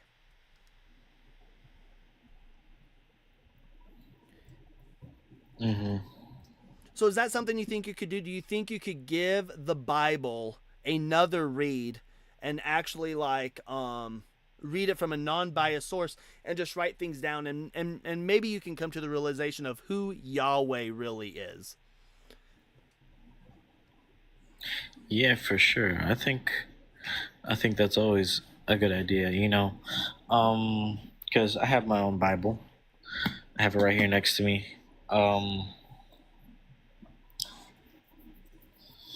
If you want a good Bible, you can read it online. It's free. I would suggest reading the NRSVUE. It's the New Revised Standard Edition updated. It is like, so if you ever go to Bible school, go to seminary, that's one of the Bibles they're going to give you. They're going to say, don't read the KJV. KJV came out in 1611. We've had plenty of updates since 1611. The KJV had all sorts of rules that King James wanted with its translation. But hey, I think I've given you a lot to think about. I'm going to go ahead and move on to another guest if that's okay. Absolutely, yeah. All Appreciate right. you guys for having me on here and everything like that. I hope your guys' night, I would say day, but it's already way beyond nighttime. Hope your guys' night goes well, and hope you guys get some good hosts and everything like that. And hopefully no sporadic and yelling and screaming people. Sometimes the sporadic is fun, but this was refreshing. Spice it up sometimes, it was a pleasure. Thank you so much for coming up. I appreciate you coming up. I appreciate you listening. Let's give that guest some massive W's. And And the way I dropped them already. The way the name is spelled for those on TikTok. Oh no, I can't find it. I lost it. Oh well. But they were very, and they're willing to listen. I appreciate it when they're willing to listen. We're gonna go ahead. This will be the last guest. I am getting tired, and I do have big plans for tomorrow with my family. So we're gonna bring up Deep Alpha 6. This will be the last guest. Hey, how you doing, man? Hey, I'm doing good. Can we get your age? Oh, yes, age is going to be 37. All right, and are you a Christian? No, I'm not a Christian. I've been deconstruction 15 years counting. Oh, nice. Are you part of our Discord server? I think I was a while back, but things came up to where I haven't been on Discord in a while. I haven't been on TikTok in a while like I used to. But yeah. Okay. Well, I am looking for debates. Oh, the last guest dropped out. I had a guest that was up here. They dropped out. Oh. So yeah. No, you're good. You're good. But hey, I do appreciate you coming up. What led you to start deconstructing, if you don't mind me asking? Oh yeah, well let me just start deconstructing from Christianity and all other religions that's related to Christianity as well, i.e. Judaism, i.e. Islam. What happened was I read a couple of texts and I talked to one of my professors in my history class when I was in college. And me and him was going back and forth and we were just challenging each other. And he said something to me. He said, not Omari, but excuse me, that's my name. But he told me, he said, Deep Alpha, he said, no, the Earth is not 6,000 years old. And I was debating with him and said, well, yes, it is. He said, well, prove it to me. And so he proved it to me. He did carbon dating to prove and this right here. He said the reason why you came up with all these fictional numbers because the Bible is fiction. No, the earth is not 6,000 years old. Man did not walk with the dinosaurs. The world did not foresee a global flood. But since I'm deconstruction, you're looking for people that debate. I just have a couple of questions for you, man. I'm going to leave. That's all. Okay, yeah, go ahead. Okay. Last week I heard you say something about the Council of Nicaea, but a lot of people don't know that there was a second Council of Nicaea. What was the second Council of Nicaea all about? Oh yeah, we could go look that up. So the main purpose of the first Council of Nicaea was to deal with what's called Arianism. Arianism is not to be confused with like Schnazis. So essentially, Arianism was the belief that Jesus was not divine, that Jesus was essentially like a prophet. He was a man. He came here, told some good things, was leading people the way. And it's where we get like the story of Saint Nicholas getting up and slapping the absolute sonic rings out of him, and because it looked like the vote was going to go towards Christ not being divine, him probably being more of a prophet. And so the story is more fairy tale. It's more of a myth. But the second Council of Nicaea, so you have what's called the 7 ecumenical councils. These are essentially what the Orthodox and Catholic Church hold to. The Orthodox Church doesn't necessarily follow all 7 of them. But the second council was for, and we're going to look up what it's for because I don't quite remember exactly what its role was. So essentially what it was for, it was to end the, there we go, Neoclastic controversy. We'll look up what that was. Gotcha. Because I remember what you said last week or 2 weeks ago when you said, yeah, Christianity was on a good path, but when you're threatening people to unalive them and do things like that, something is going on politically. Mm-hmm. Yep. So the purpose of the Second Nicaea Council was essentially to unite the church and to condemn the decrees passed by the council.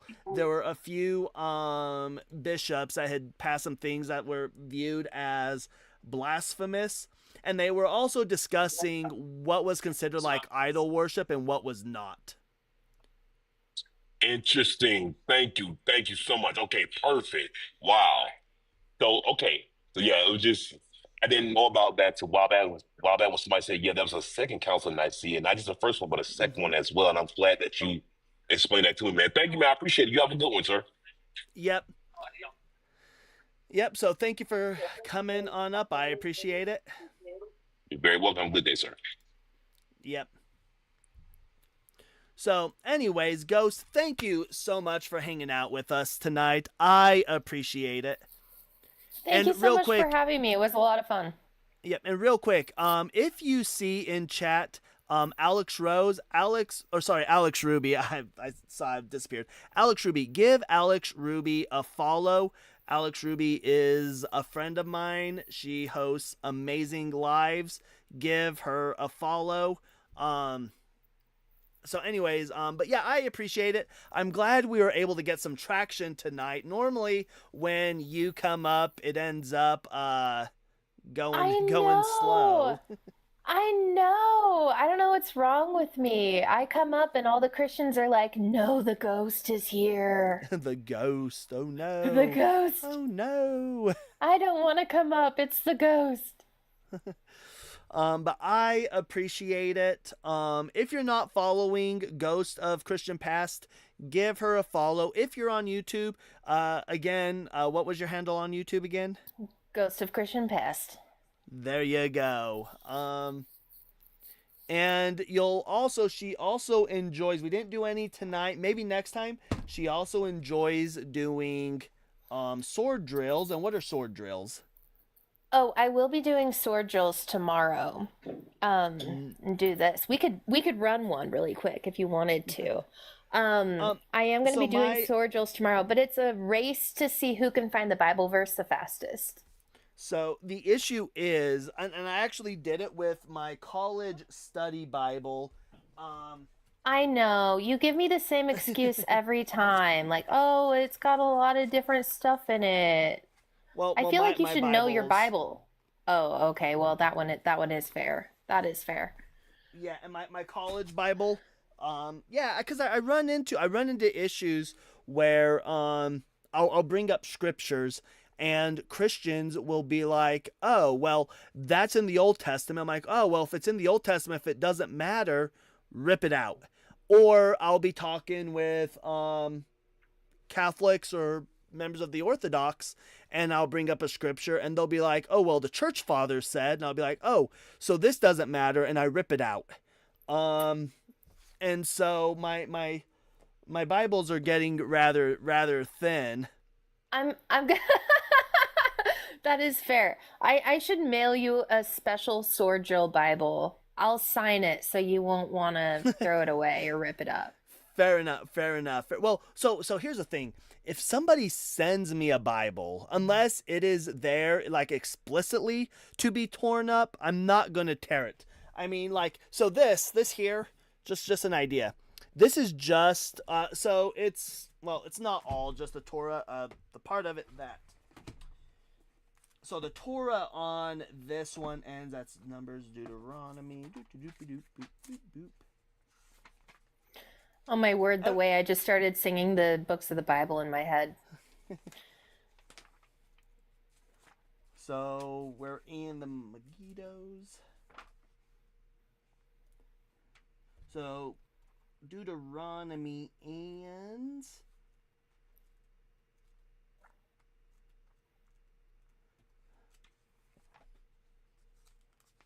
Those are the Haftorahs. There we go. So that is all the Torah. That's Torah. And then these are prayers, the Megiddos, and some other stuff for Jewish stuff. But what else is cool in this is we get some stuff that is like significant for Jewish Jewish culture.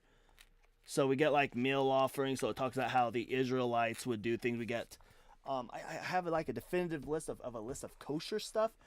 But then we also have on this, so I have the Hebrew, we have the Aramaic. So I have Hebrew, the Aramaic, we got the English, then I got Rashi's speakings in both Hebrew and English as well, so I can read both of them and do some compares. And even in this, it's amazing at how much when you're translating things from Hebrew to Aramaic, you get some changes there, and I don't speak Aramaic, so but when I read when I try to read the Aramaic, sometimes I have to go things. But it's interesting to see how things are. But then I'll go and read it in the English, and I'll be also looking back over at the Hebrew, and I'll be like, that's not exactly what that says. But Yeah. I mean, I don't know. It is interesting. The translation of the Bible is actually a very interesting thing. I remember as a kid being really invested in how the Bible was translated because I've always felt like, yeah, God was strong enough to make sure that the Bible stayed pure, if you will. It should say what God wanted it to say. Yeah. No matter what language it's in. So when you were Christian, which translation of the Bible did you normally use? I started out with like the NIV and KJV, and then we went to a church that lost its pastor, and then the new pastor came in, and that's when all of the Calvinistic doctrine started being introduced, and everything else, all that came in with the new pastor, and he also brought the ESV. So what I remember most is ESV, really. Okay, so here's something that a lot of people don't know. So when King James commissioned the KJV, right now you hear a lot of things where you hear people be like, well, King James is bisexual. King James did not write the Bible. He just commissioned it. He wanted it made for political reasons, solely for political reasons. But he had 15 plus rules put on it. But the 15 that he struck to was, 1, the ordinary Bible read in the church, commonly called the bishop's Bible, to be followed and as little altered as the truth of the original will permit. So he wanted the bishop's Bible. That's important. The King James version is not like its own unique translation. It's not. It's the bishop's Bible being reworded. It's the bishop's Bible reworded. The names of the prophets and holy writers with the names of the text to be retained as nigh as may be, according as they were vulgarly used. The old words to be kept, the word church not to be translated as congregation, right? So remember, churches, when we talk about a church only needed 10 people in it for it to be considered a church. But he never wanted it to mean a congregation. It needed to mean a building, a location. So he never wanted it to mean a group of people, because it would give the church buildings authority.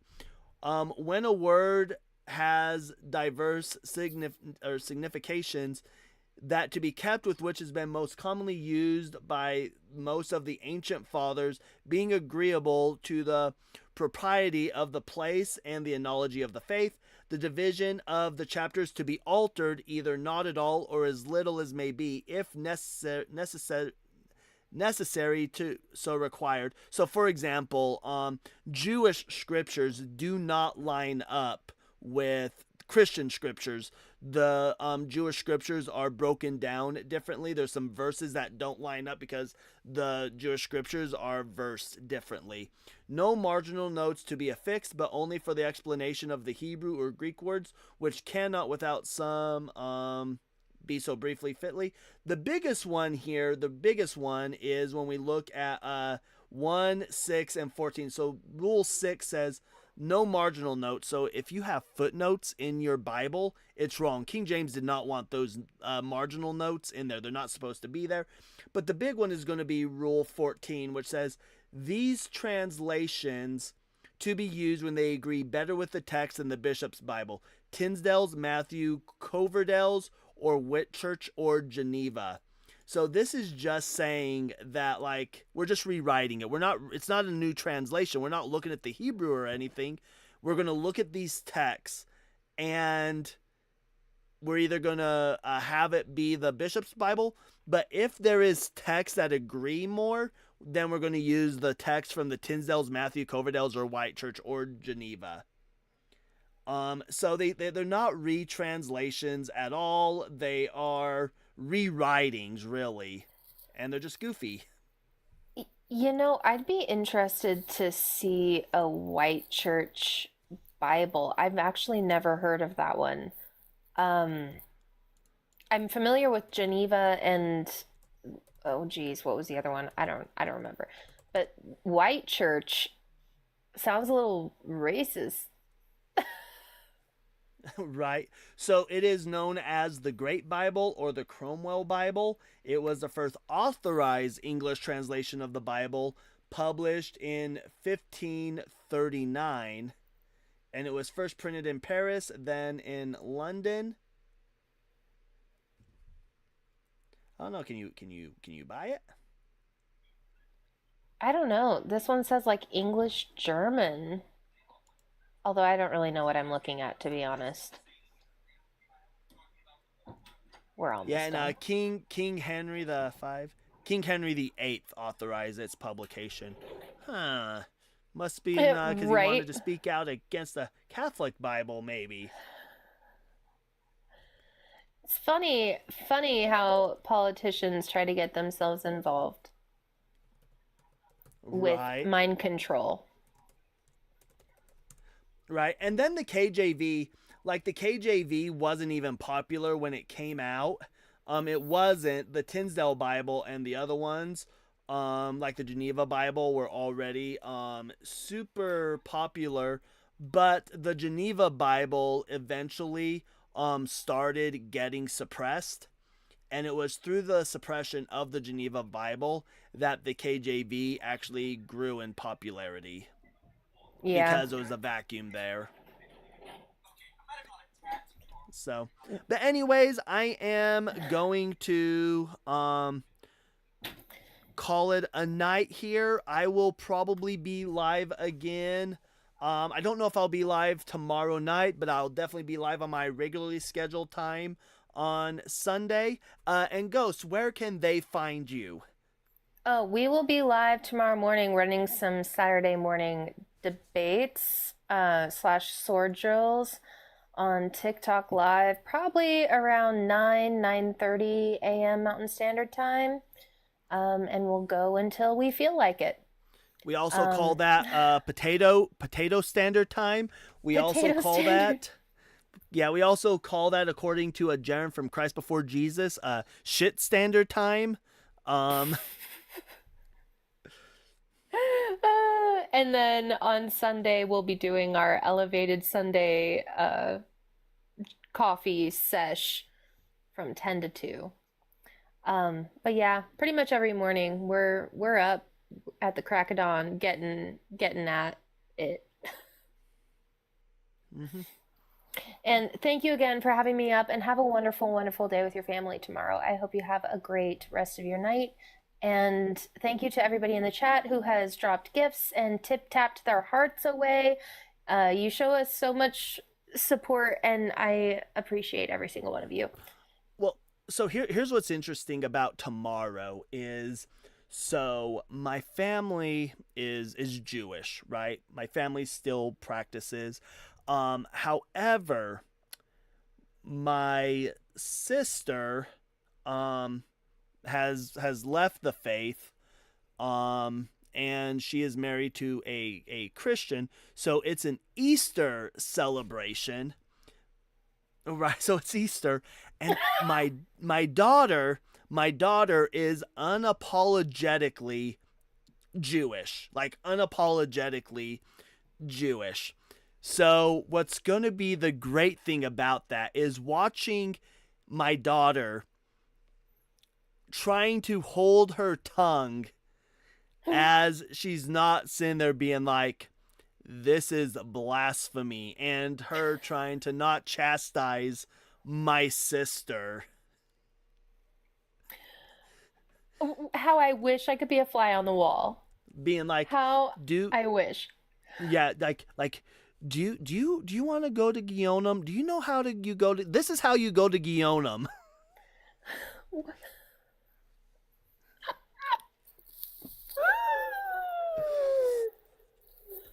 I'm so tired. So it's gonna be great. But That is anyways, gonna be Ghost, fun. it will be. But you have a fantastic evening. And everybody, thank you all so much for hanging out. And I will see you later.